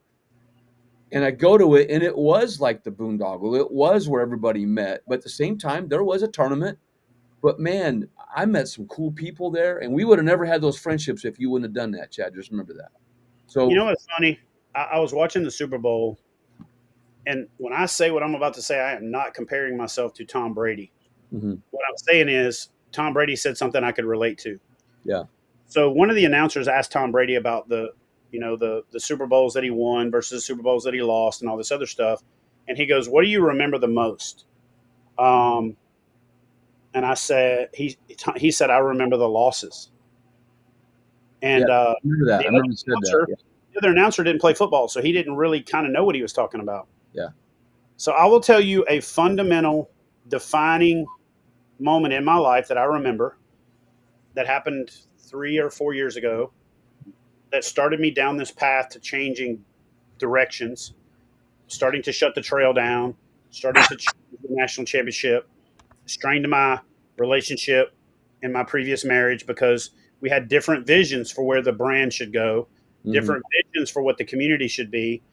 And what she didn't understand was it didn't need to be the biggest thing in the world. It didn't need to be FLW. It didn't need to be all these other things. It needed to be what I envisioned it being because it was my baby. Yeah, But yeah. I gave her the steering wheel and let her drive while I was trying to get my mind right. Mhm, So the analogy that I tell is imagine you wrapped up in a blanket, you put your head against the window and you went to sleep and you let somebody else drive and you're mhm. supposed to be going to Texas and you woke up in New York City.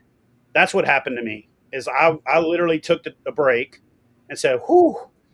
And when I woke up, KBF was in New York City. It was a different creature than I wanted it to be.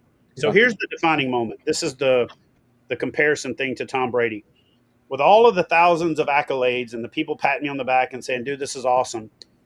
After a national championship 3 years ago, so 4 years, three national championships 4 years ago, I got a message from a guy. Hey, you're probably not going to read this. You're definitely not going to respond to it. You're probably going to blow me off, but I got to get this off my chest. Mhm, And he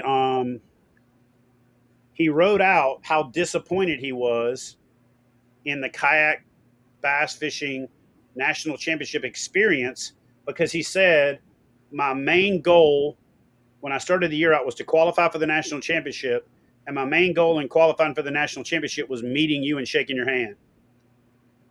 And I tried to shake your hand 4 times, and you walked past me like I wasn't even there because you mhm, were running around like a chicken with your head cut off, mhm. and you were doing this and you were doing that, and you were basically behind the curtain, hiding from people the whole show.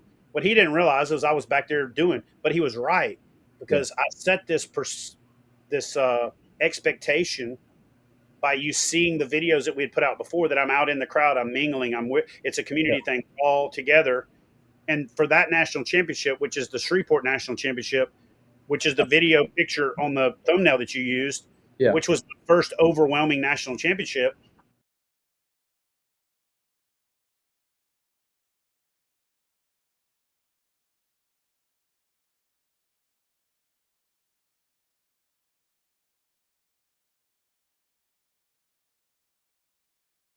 Over the direction of it, and I was going to go the way I wanted to go because I just didn't feel like the disassociated national championship where you feel like, like I'll just tell you, she was like, you need to get a jersey. You need to be branded. You need to be presidential. You need to go behind the green room. I got you a villa upstairs. You need to hang out there so that when you do come out, it's like when Ray Scott comes out during Bassmaster or when Forrest Wood comes out. She's like, Forrest Wood's not out there walking around in the crowd at the Forrest Wood Mhm. Cup. He's on stage. And I was like, yeah, Mhm. you know what, though? But if I went to the Forrest Wood Cup and Forrest Wood was out there walking around, I'd be like, damn, Forrest Wood's out there walking. You know what I mean? Mhm. So Mhm. I bought into that stuff, though, for about 2 or 3 years. And when Mhm. you go that direction, it takes you 5 years to undo 2 years Mhm. of, of conditioning. You know what Mhm. I'm saying? And those 1-star reviews start to pop up. And those 1-star reviews start to get some traction. And then when two people have that experience and they read that 1-star review, now they're emboldened to share their version of the 1-star review. So Mhm. this guy sends me this long message about how he was disappointed. And my response was like, look, dude, I'm sorry. I could defend myself and I could make a bunch of excuses, but I'm not. Mhm. Here's my cell phone number. If you're ever coming back through this area, whatever, let's chat, let's catch up, let's Mhm. break bread, let's whatever. But it was not my intention to be unavailable. It was just that I had this production that was going. You know what Mhm. I mean? And I couldn't be available, Yeah. and I missed out. So I missed that as much as the anglers did. Shit, during the national championship on Kentucky Lake, when we had 751 competitors and about 815 anglers who showed up, because some people just showed up with their Yeah. buddy. Hey, I Yeah. didn't qualify, but I'm just here to fish. Yeah. So we had 815 total heads there. We had 751 registered competitors. Mhm. I was out there meeting everybody, Mhm. breaking bread, you Mhm. know, the whole thing. And that's the national championships I want to have. Mhm. You know, I got so busy with the last one, Mhm. somebody showed up and said, "Hey, where's the Lifetime Lounge?" And I was like, Yeah. Yeah. I didn't get to put it together this time. And I could just see the. Yeah. So when I was coming up on this one, and I had been dealing with pneumonia for like almost 3 months, and signups were low, and I hadn't done a good job of promoting it. And I'm not shitting you, upwards of 200, maybe even more than 200 people since like October had reached out. Dude, if it was in the fall, I could go. Hey, if it wasn't right in the middle of all this other stuff, I could go. I don't Mhm. think you should have the national championship when there's something three Mhm. weekends before and 3 weekends after that people are competing with. You should put it later. You should put it later. I'm like, so I finally just put it before the, well, you're part of it. I put it before the board and was just like, man, I am just getting brutalized on it making more sense to do it in the fall. I hate to change it this late, but I Mhm. would rather change it late and people have an amazing experience, and Mhm. I can focus on making it what it used to be instead of trying to square peg round hole it and have one more bad one. Yeah. And we just made the decision to push it, to make it part of the experience, to do it all together, and to have it around Veterans Day and all those things that just make sense. Mhm. And my goal moving forward is to make the national championship the family reunion of kayak fishing. Yeah. Absolutely. Now, I don't. now I want to add something here. I'm gonna bring up a scene here. Whoop, maybe That's awesome. you see that. You know who that is. Everybody know who that is. That's Chad and his kid there. Anybody know who that It, kid is? isn't he like a hammer? I was listening to Chad talk the other day where he said he's that kid will like outfish Chad now. Like I heard this dude is like the next. Now, now I'm not. Now here, watch this though. Watch this. Here's who that kid became. This, yeah, that's what I'm saying.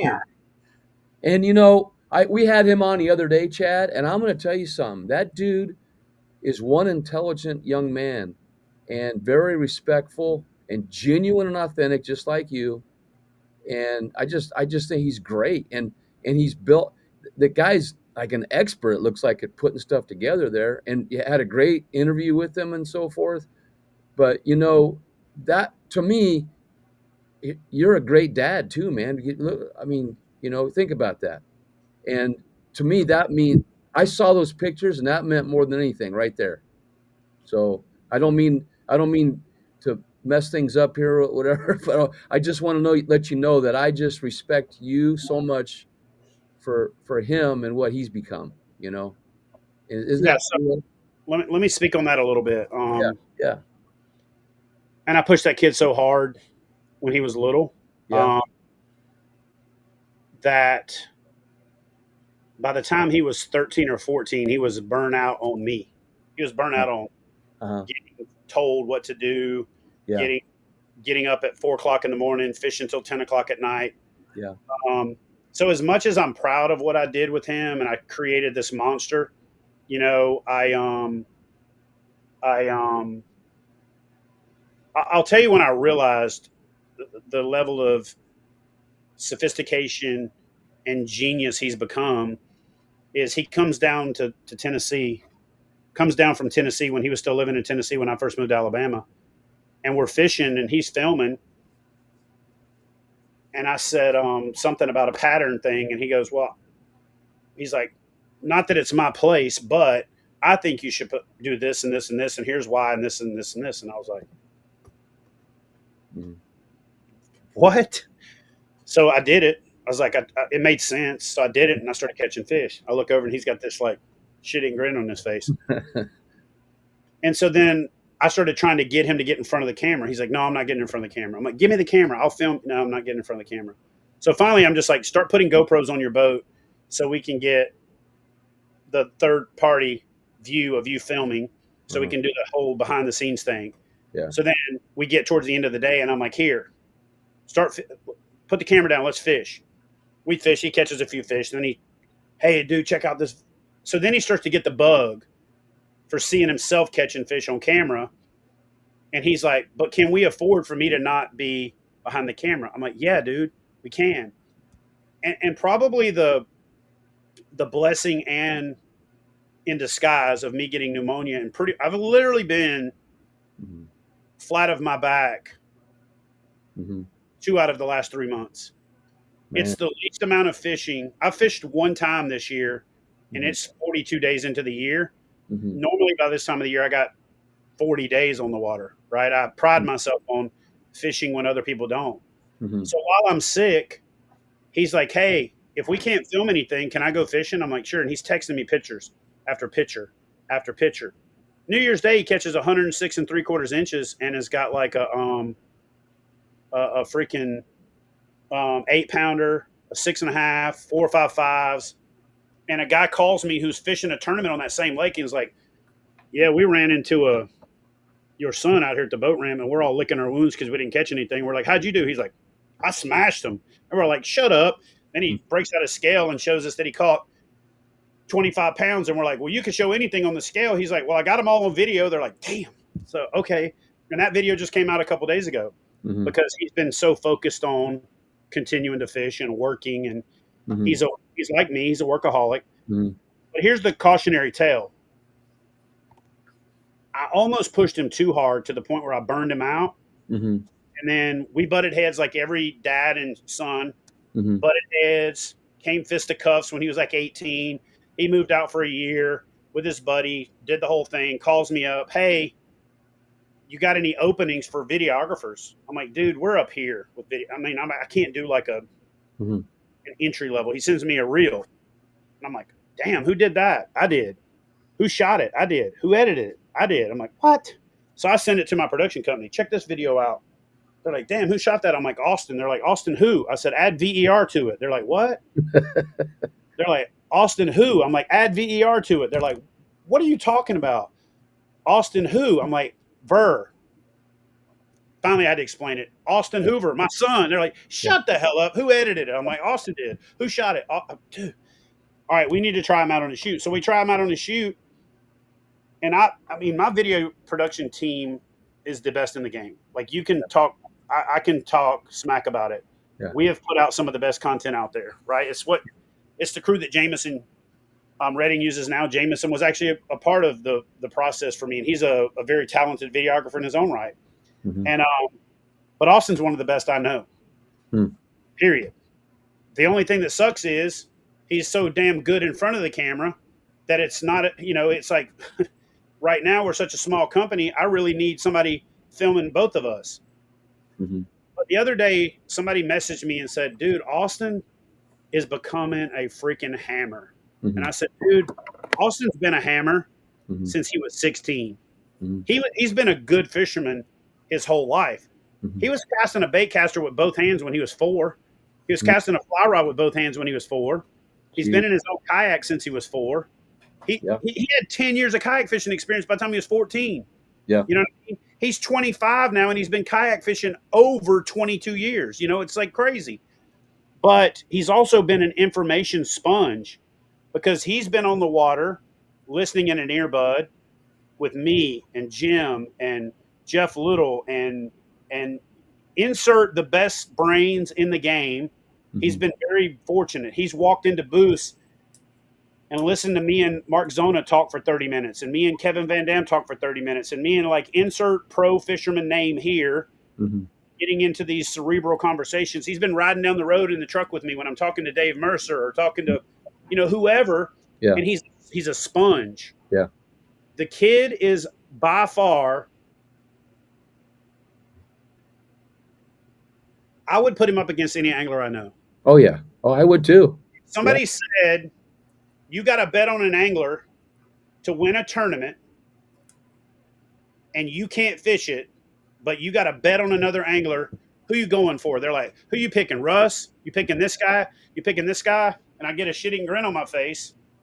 And I'm not saying this because I'm biased. I'm saying this because Mm-hmm. well, maybe because I'm biased, but I'm saying this because I've been there. I've filmed this kid. I've watched him film me. I've watched him do stuff. And I've been around these other people too. But the kayak fishing world should hope he doesn't start competing. Yeah. He is an So, absolute monster. Yeah. So Chad, so asking about people that are just starting out kayak bass fishing, maybe they don't want to be a competitive bass fisher. They just want to make content. And when I go back and I watch your YouTube videos, they are great. And you tell me, you got this great production team that does this. Let's just say it's me, right? It's me. I want to start this month. I love bass fishing. I'm decent at it, but I want to go out and make these YouTube videos that are really quality. Can you kind of give me the breakdown of the starter pack that I'm going to need and how maybe I would reach out to a video production team to make them even a little bit better? And what's the budget look like for me to be able to do this? Like, what would you do if you was me and you just wanted to go out and make these videos that were good, that looked good, that were appeasing, and you really wanted to watch them? I wouldn't. My Okay. answer to that question is I would take this little thing right here and I would get as good as I could get with this. I wouldn't even worry about a GoPro. I wouldn't worry about any of that. I would start with a phone. I would get my voice. I would figure out my timing, my pacing, my subject matter command, what my audience is, what my voice is, the stuff that people react to that I like to do, and then the stuff that people react to that I maybe don't want to do, but I can do if I want to make a living. But I would say if you're starting in today's market, the attention span used to be out here, it's down to this now. Yeah. It's like, So your best bet is to create engaging, exciting. So information, education, and entertainment are your three categories for social media. If you can combine two of the three, if you can do infotainment or edutainment, or people say, what's the difference between information and education? Information is I'm telling you something. I'm just sharing with something with you. Education is I'm teaching you how to use that information, right? And then entertainment is you're just being entertained. I just had this conversation with a YouTuber today, about 30 minutes before we went live. I'm in the first 5 seconds today in today's market. You can't do what I did because what I did won't work now. Overproduced doesn't really work right now unless you already have a following. People who follow you already will watch your long form content because they already follow you, because you've built a trust, you've built a value proposition. You come out right now, and if you don't have a YouTube channel and you do the best video ever and it's 35 minutes long and it's the most cinematic stuff ever and it looks like a freaking Hollywood production, nobody's going to watch it. Thanks. What you've got to do is you've got to create, and we're actually going back. So there is no production company now other than the fact that we are the production company, but the production company is me and Austin. That's it. That's the company. It's me, Austin. I have the board of directors or board of advisors now that really has taken a monumental weight off my back, even though there's not like hours of tasking a week, just the little things that they're doing is taking a monumental amount of, weight off of me that I put on myself. But we are very smart about the content we create now. We try to layer things so that we can stack it. When we shoot a long form content, we shoot 5 or 6 pieces of short form content. But if I'm answering your question, I would learn how to deliver a value proposition in under 30 seconds, and I would tell you what I'm giving you in the first 5 seconds. So I'll give you an example. When I was coming up, I was mentored by the Bill Dances and the Roland Martins and the Hank Parkers of the world. When I went to some of these big award shows and stuff, and they're like, always say your name at the beginning of every segment. Well, the reason that you did that is because back then people might tune into your show halfway through clicking through the channels and you're just out there fishing. So between every segment, you need to introduce yourself. So you're branding.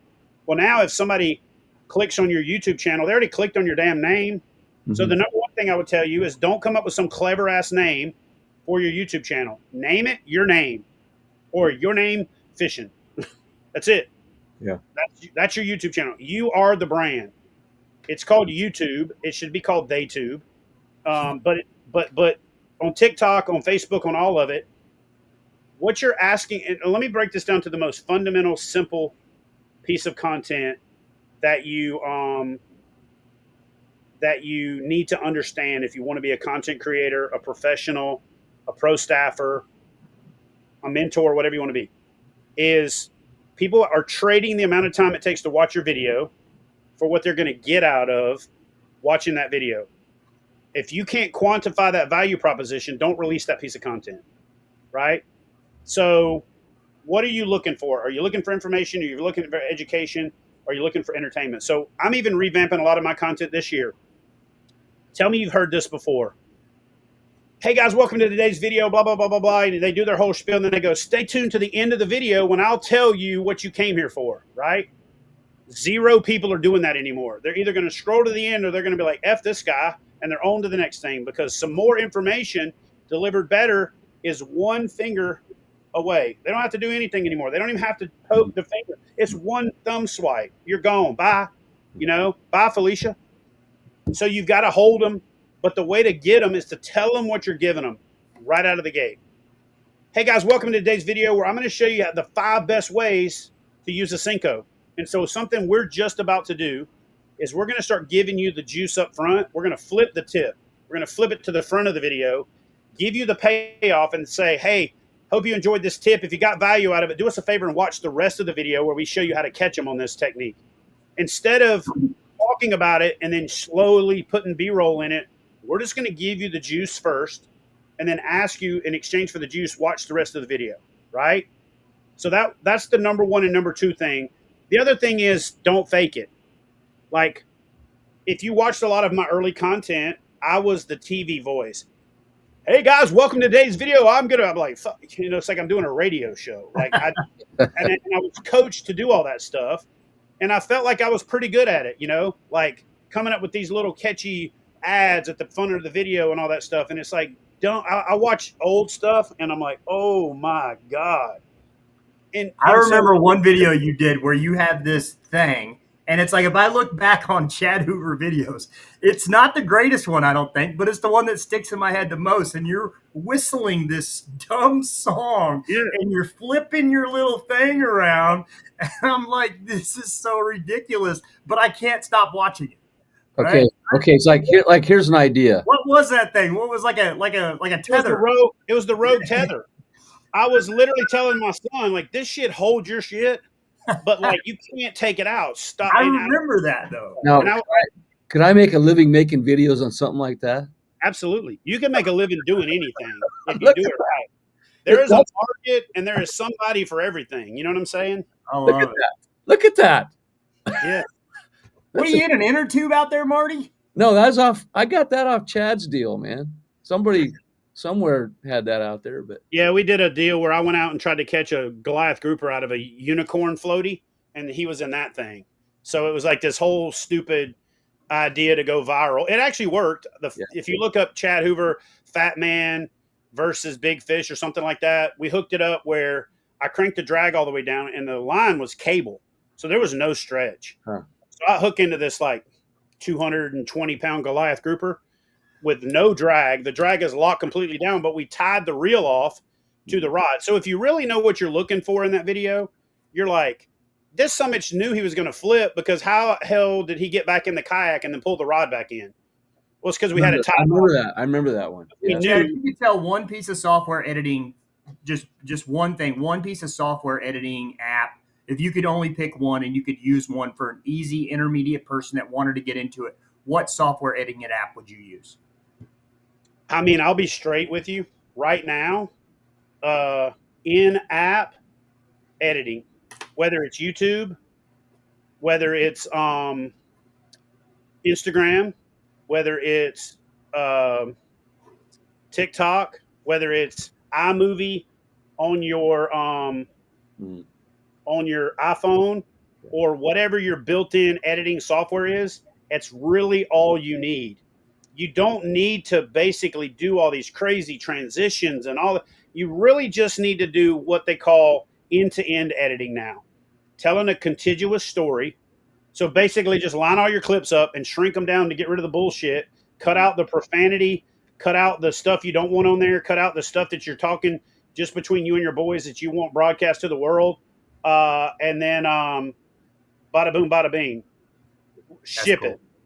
And And talking about the kayak fishing story, who would have thought in 1996 you would be talking about this today in 2025? How to put all this together and how much it's changed. dude, when we started, we were carrying these massive VHS cameras, and you had to have like a $5,000 editing suite to edit this stuff called Final Cut. Right back in the day, before Final Cut X, Final Cut was like $5,000. Then you had to have a computer that would run it. So the computer to run it was like 3 or 4,000. And you know what's funny is before me, the generation before me was like, oh, you get to use digital? Shh. We had to have beta cameras, which means you had to have a beta processor, which was like $100,000. And so when you look back in the old days, the reason that there was only 3 or 4 guys on TV because the barrier to entry was so high. The airtime, the computers you had to have to run it, the editing software, and then the camera costs themselves was outrageous. You know, when um, uh, when a couple of buddies of mine that are older that got into TV, they had to have $150,000 startup cost. We got into it for like 15 with cameras, editing, everything. You know, Okay. All right. We're going to change it here a little bit. What's your favorite memory from your life in kayak fishing from Steve Billington? you know. Trey said this earlier. Um, we have recency biases in life, Mm-hmm. and so I've got a lot of cool ones, like that picture he showed. Mm-hmm. That was Austin's first fish over 5 pounds. And what happened was I told him to stay over here behind me, and I paddled up the shoreline, and I saw this fish waffle underneath this algae. And I'm like, hey, buddy, watch this. I'm about to catch this big fish. I looked down at my Cinco, and it was all torn up. So I'm like, I'm going to retie my Cinco. So while I'm retying my Cinco, I hear, shh. You know how a spinning rod sounds when the line's coming off of it? I hear, shh. And I look over, the lure hits the water, and he's like, oh, baby. And he cast over me and caught this fish. And my producer drops the camera and is all pissed off because he cast in front of me to catch the fish. And I'm like, dude, that was the gold. And so Oh, man. that was literally one of my favorite memories That's cool. along the way. But the most, so here's why I say there's a recency bias. So last year we go out fishing. We've been grinding. I'm talking a month, 45 days of every day fishing, long days, sleeping in the sun, in the shade, under the canopy on the side of the truck or underneath a tree for 2 or 3 hours just to get a reprieve from the heat and going back out. And we have been doing this and doing this and doing this. And Austin invites one of his buddies down, um, who comes down regularly, and he's the guy that Austin turkey hunts. So he's like his brother, basically, and like my surrogate son. So he invites him down, and we go fishing. And it was kind of the craziest thing ever. I paddle away to let them do their thing, and I'm across the lake, and I hear, "Oh my god!" He just goes nuts. And I look over, and he's standing up, and he's bowed up, and I'm like, "This dude's got a catfish. There's no way that's a bass." Because I look over, and his rod is like bowed down into the water, and he's standing up. He's like, "Big fish, dude, get over here!" And it took him a minute to convince me. So I turn and I run over there. When I get there, I look down and I can see the fish. I'm like, "Oh shit!" I get my phone out. So my best memory, because there's so many incremental lessons and stepping stones and building blocks and so many heartbreaks, that little dude has hooked 5 or 6 double-digit bass with me guiding him and telling him where to cast, and sets the hook and they jump and he gets out of position, they throw the hook or they get under the boat and break him off. And so I've literally coached him to, like, I mean, literally 5 or 6 casts right there, double-digit fish in his life, and he's lost every one of them. Hmm. But the payoff was that he goes and he catches this double-digit bass, but I'm there with him, but I had nothing to do with it, right? I wasn't. So it was this coming of age, this, like, all those memories as I was watching him catch that fish. I had the, you know how they say your life flashes before your eyes. I'm not shitting you, bro. I was like emotional. My face was flush. I'm trying not to let him and his buddies see it, but I'm just like proud papa. I'm watching this dude, and I'm literally saying to myself in my head, and I just want you guys to know that I speak English as a first language, and you know how they say you think in the language you speak. Well, I spent more of my life in the Navy than I have out of the Navy, so my first language in my head is Navy. So I'm actually saying to myself, "Don't fuck this up, dude." Like, I'm saying that because that's what I think. I'm saying that, dude. Don't f this up. Don't f this up. Yeah. And he's doing everything perfect, but then he gets the fish to the top. I'm like, oh, but I don't want to say anything because I don't want to disrespect him by saying you don't know what you're doing. Uh-huh. So I just, like, kind of like Jesus take the wheel. I'm just sitting there watching it. I'm filming it, chest all puffed up like pride, daddy pride, whatever. He reaches down and grabs that fish, and I'm like, ha ha. Like, it was even bigger than I thought it was. Yeah. And so that one is one of them. And then the one before that was I caught a 10-pounder with him filming almost a year exactly before that when he first started working for me. And it was awesome that he was there for that, and he witnessed it. And it was like him filming. He was there. He's been there when I've caught 10-pounders, and he's been there, but him filming it and capturing it, like, every time I watch that video, I get the chills from the fact that my son filmed it as much as me catching it. And then the whole thing with him catching that 10-pounder, it's not so much that it's the 10-pounder, it's that I know what went into it. Yeah.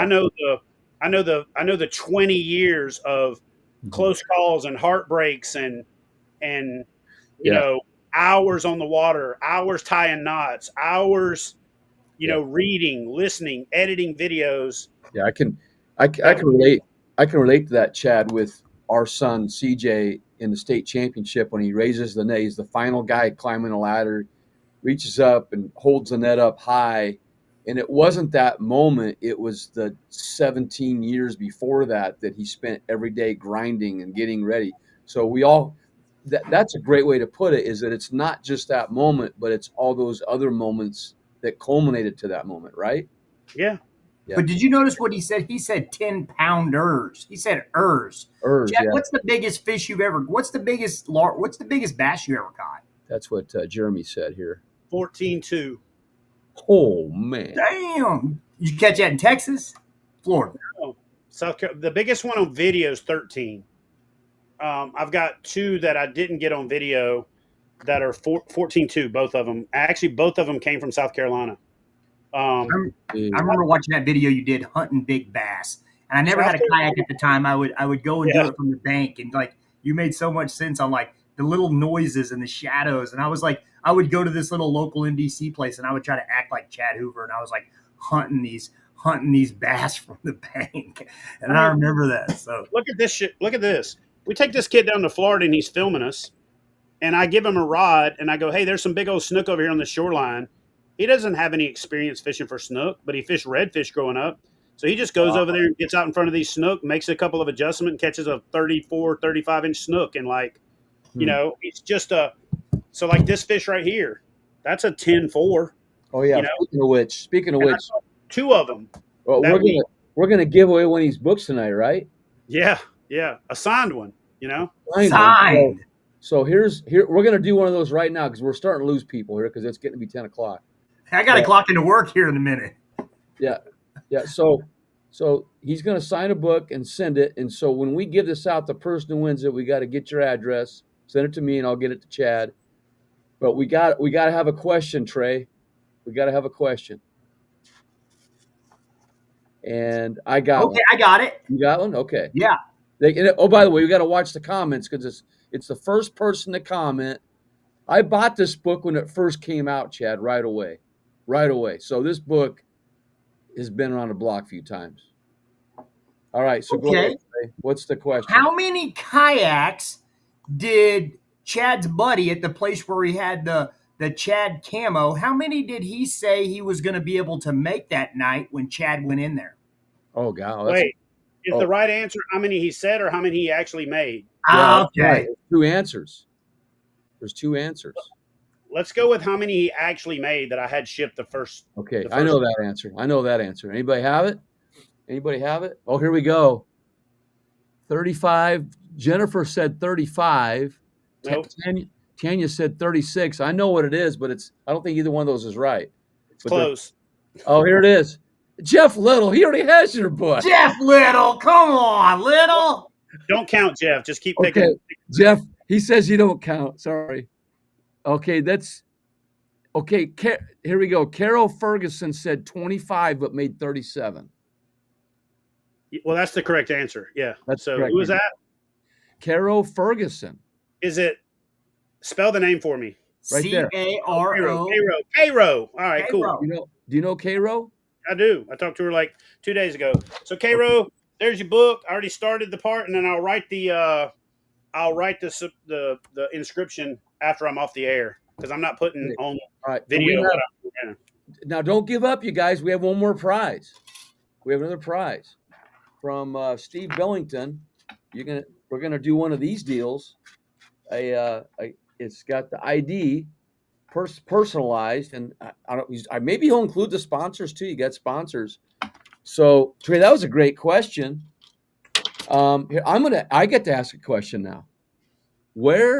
All right, this one's gonna go fast probably. Where did Chad Hoover grow up as a kid? Where did he fish as a kid? What state? Here we go. That's easy. Oh man, I got a whole bunch. Well, she said thank you. I will tell you though, they're probably going to give the wrong answer. But go ahead and pick the right answer. There's no one answering. Those people on here. A lot of people are still on here. They're Googling it. Jeff Little answered again. He wins the ID, man. Jeremy Baker says Texas. No, it was Louisiana, right? Oh, you can't tell him, Marty. No, it's already answered. Oh. Who did? Yeah. So check this out. People are going to say Louisiana, right? But technically, I did not grow up in Louisiana. I grew up in Louisiana. Louisiana. So in the state of Louisiana is shaped like a boot. I'm going to draw it out for y'all. I'm going to give y'all a little geography lesson. Well, Jeff Little won. So Jeremy, Steve Billington, I got his phone number. I'll get a hold of Jeff. Or Jeff, you can text me your oh man. So I can actually draw. So this is kind of embarrassing, but this is kind of the facsimile of the state of Louisiana. This is I-10 that kind of runs down through this general part. Everything from here up, this whole area up here. Oh yeah, I've been through this. Louisiana. Everything from here down is Louisiana, or if you're a coon ass and you say Louisiana, right? Okay. It's just like bayou versus ba. Okay. Where I'm from, we don't say bayou. We say ba down in the ba, and they say bayou. Now, I met a lady in outside of Shreveport there at Caddo, and she was telling us stories like that about you're a northerner if you're up here, you're a southerner if you're down there too. Mm-hmm. Is that true? I don't know. That's kind of what literally. My grandpa would sell catfish and turtles and stuff, and drive down to South Louisiana and sell them. And they called us Yankees because we were from. Yeah, that's what it was. She said, yeah. She called them Yankees from the north. Yeah. Yeah. So Chad, we ask all our guests this: if you could pick, you only had to pick one piece of seafood that you could eat for the rest of your life, and it would be the only piece of seafood. What are you eating? Shrimp.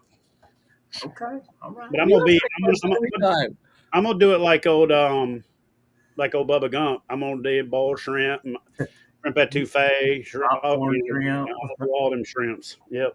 All right, shrimp. So Jeff Little, make sure you get me your address. Message me.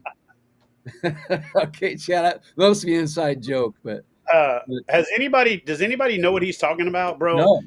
This came up at a meeting the other day, and we pulled up a Mobass video. Holy crap, bro! Like some of that stuff would get me canceled right now, but it's still out there, so you can go find it. But I've actually got some characters coming back that are going to be in the vein of a Mobass. I've got a Alabama character that's basically named T Roll, and it's basically capital T and then ROLL, like Roll Tide, because I'm in Alabama now, so it's T Roll. But T Roll is going to be a troll. His whole thing is he's going to troll other people, because though I don't do it that much, if I wanted to be a troll, I'd be good at it because I got a jacked up sense of humor. So we're going to bring out a character called T Roll, and old T Roll is going to do a little trolling of the fishing world. Oh, okay. I got a couple All right. videos. I got a wig. I got the fake teeth. I got the whole thing. It's going to be fun. All right. Okay. So here's we had a lot of people on here tonight, Chad. We did. And great. I mean, 2 hours, and we could Crazy. probably go another 4 or 5, couldn't we? Probably. Easy, and we didn't even get into Yeah. from the middle up to now. Like we Yeah. didn't get to. Okay. We got to about 2010. We didn't even get to So we're gonna get you back on. Let you catch your breath for a couple 3 weeks here, maybe get you back on. But we're gonna take a break next week from the story, and we're gonna bring on Steve Billington to talk about these IDs and some other stuff. I want to, we're not gonna do it every week, but Jennifer says great show. Jennifer's she watches you all the time, all our shows, everybody's shows out there. She's from Nebraska, and you'll probably meet her sometime. I don't. Yeah, I think you have met her at a league night here when you came by. Was she there? Yep. Okay, yeah. So you know her then. Great gal. And then Journey Baker. But anyway, we want to thank KBF for sponsoring this, and Tourney X, and Little Miami Outfitters. So we appreciate that.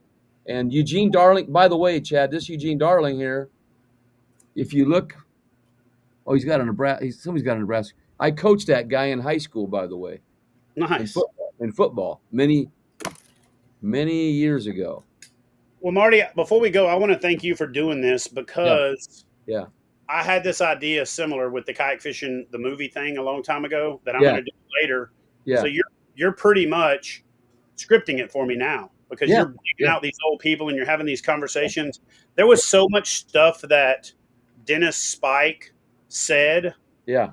on his show that I thought, damn, I forgot. He gave me goosebumps like 4 times Yeah. just listening to some of the stuff. And I'll say this. There are people that call me the godfather of kayak fishing all the time. I hear it. I'm not saying it myself. People say that. But like when you watch the movies, like when the Godfather, and then they go to the Godfather, and then they realize he answers to somebody else. Yeah. You know what I mean? So I think I'd be remiss to finish this show when people call me that. Uh-huh. I'm not. It's awkward. It's hard to feel that way. Yeah.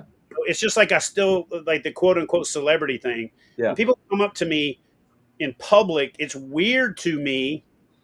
I appreciate it. I'm blessed, all that, but it's weird to me that people react to another human being that way. Like I've hugged people to take a picture and I could feel them trembling. Yeah. And that's literally humbling, Yeah. But I would be remiss if I did not say this. When you ask me who the godfather of kayak fishing is, it's Dennis Spike. Dennis is going to have his guy that he gets to, but when you ask me, who did you see?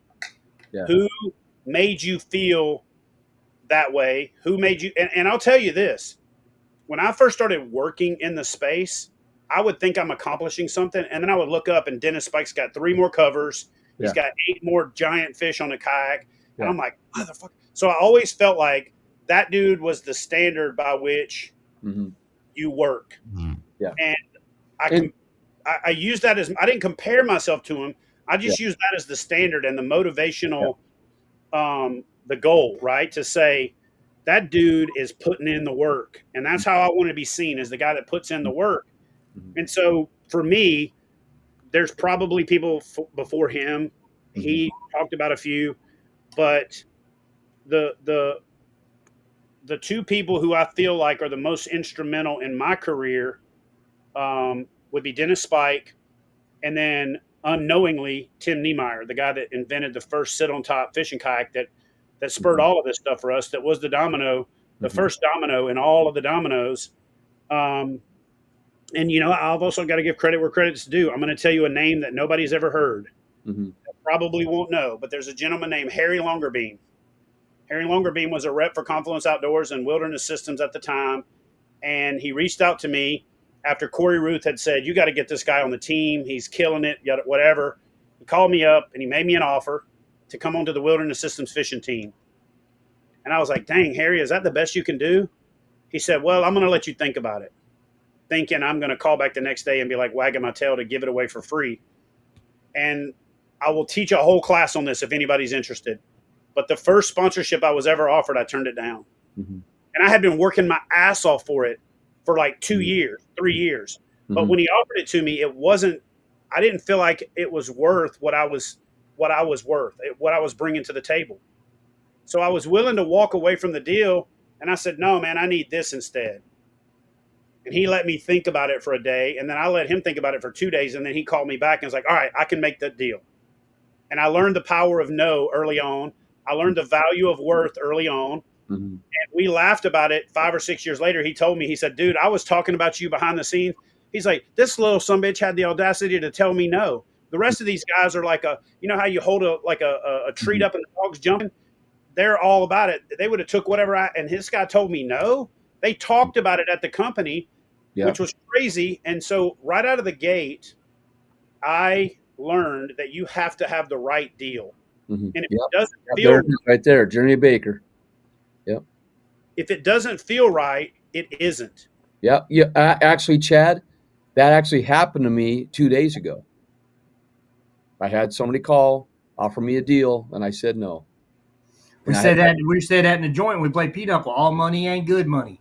Yeah. All money not that we're too good for it, anything like that. It just didn't feel right. Right. It didn't feel right. And let me tell you something. Yeah. If you get a contract with a non-disparaging agreement in it, it's probably not the right relationship. Yeah. You should be able to tell them a non-disparagement agreement. Yeah. You say to them, "Listen, if you can't trust me to not disparage your name, you don't need me on your pro staff." Yeah. You're the only buddy to ever be sponsored by 2 kayak companies at the same time. We can't even get into that right now. Yeah. That's a whole other rabbit hole. Yeah. Yeah. So that's a fun topic, I know it is. I wanted to get into it. That's on Chad Hoover's part 2. But it goes under that thing that I was telling you about being undeniable and about knowing your worth. You know what I mean? And what you bring to the table. So yeah, man, listen, I really appreciate the hell out of all you guys that are watching. Marty, I appreciate you. Trey, I don't know you for 20 something years, but we already connected. I mean, with the first 5 minutes in the green room, I already knew I was going to like you. And so I want to finish by saying this, like, don't build yourself up to be something you're not. Don't try to be something you're not, and don't focus on something that you have to compromise on. Right. And as bad as I hate to say this, every time I've ever gotten in trouble, every time I've made a decision that blew up in my face, I had the gut feeling that it was going to happen before it happened, but I wasn't smart enough to listen to my gut. You know what I mean? And, they talk about lived experiences these days, these kids do. Follow that internal compass. Whatever deal you might make now that's going to tie your hands behind your back is going to make it to where you can't hold your hand out to shake hands for a better deal. Absolutely. Because you got it tied behind your back. Yeah. And if I had some advice for the young folks out there, or even young in the concept of getting sponsored and stuff like that, is I would say, if you have to negotiate to prove your worth, you're not ready to negotiate to prove your worth. Back up, work harder, build even more influence, build even more undeniability, build even more quantification. Because if you're at the point where you've got to quantify your worth, you're probably not worth what you want at that time, or not worth it to that company. So you need to find another company, or you need to bring the bar up before you lock a deal in. because it's better to wait 2 years and get a deal that's at that level than it is to take a deal and think, oh, I can work it up. It's the hardest thing in the world to work a deal up. Yeah, absolutely. You know, so. Okay, all right. Everybody's signing off. So thanks so much, Chad. I'll be talking to you more, and we appreciate what you've done. It's perfect timing for this show.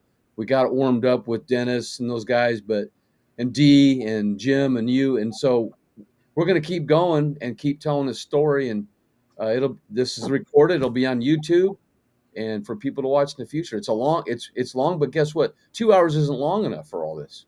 It isn't for the history, and I because thought we'd be done in 45 minutes, to be honest with you. Like, not with you and me on here. So thanks everybody, and we're going to end this broadcast. And you guys can check out KBF. We're going to talk about that next time too, about some of these contests. They're fun to get into. There's a lot of online things. The national championship next fall is a great place to go meet people and have a good time. And Trey, thank you too, man. I know you got work you got to go do, and I'm just so grateful for all this. So thanks, guys.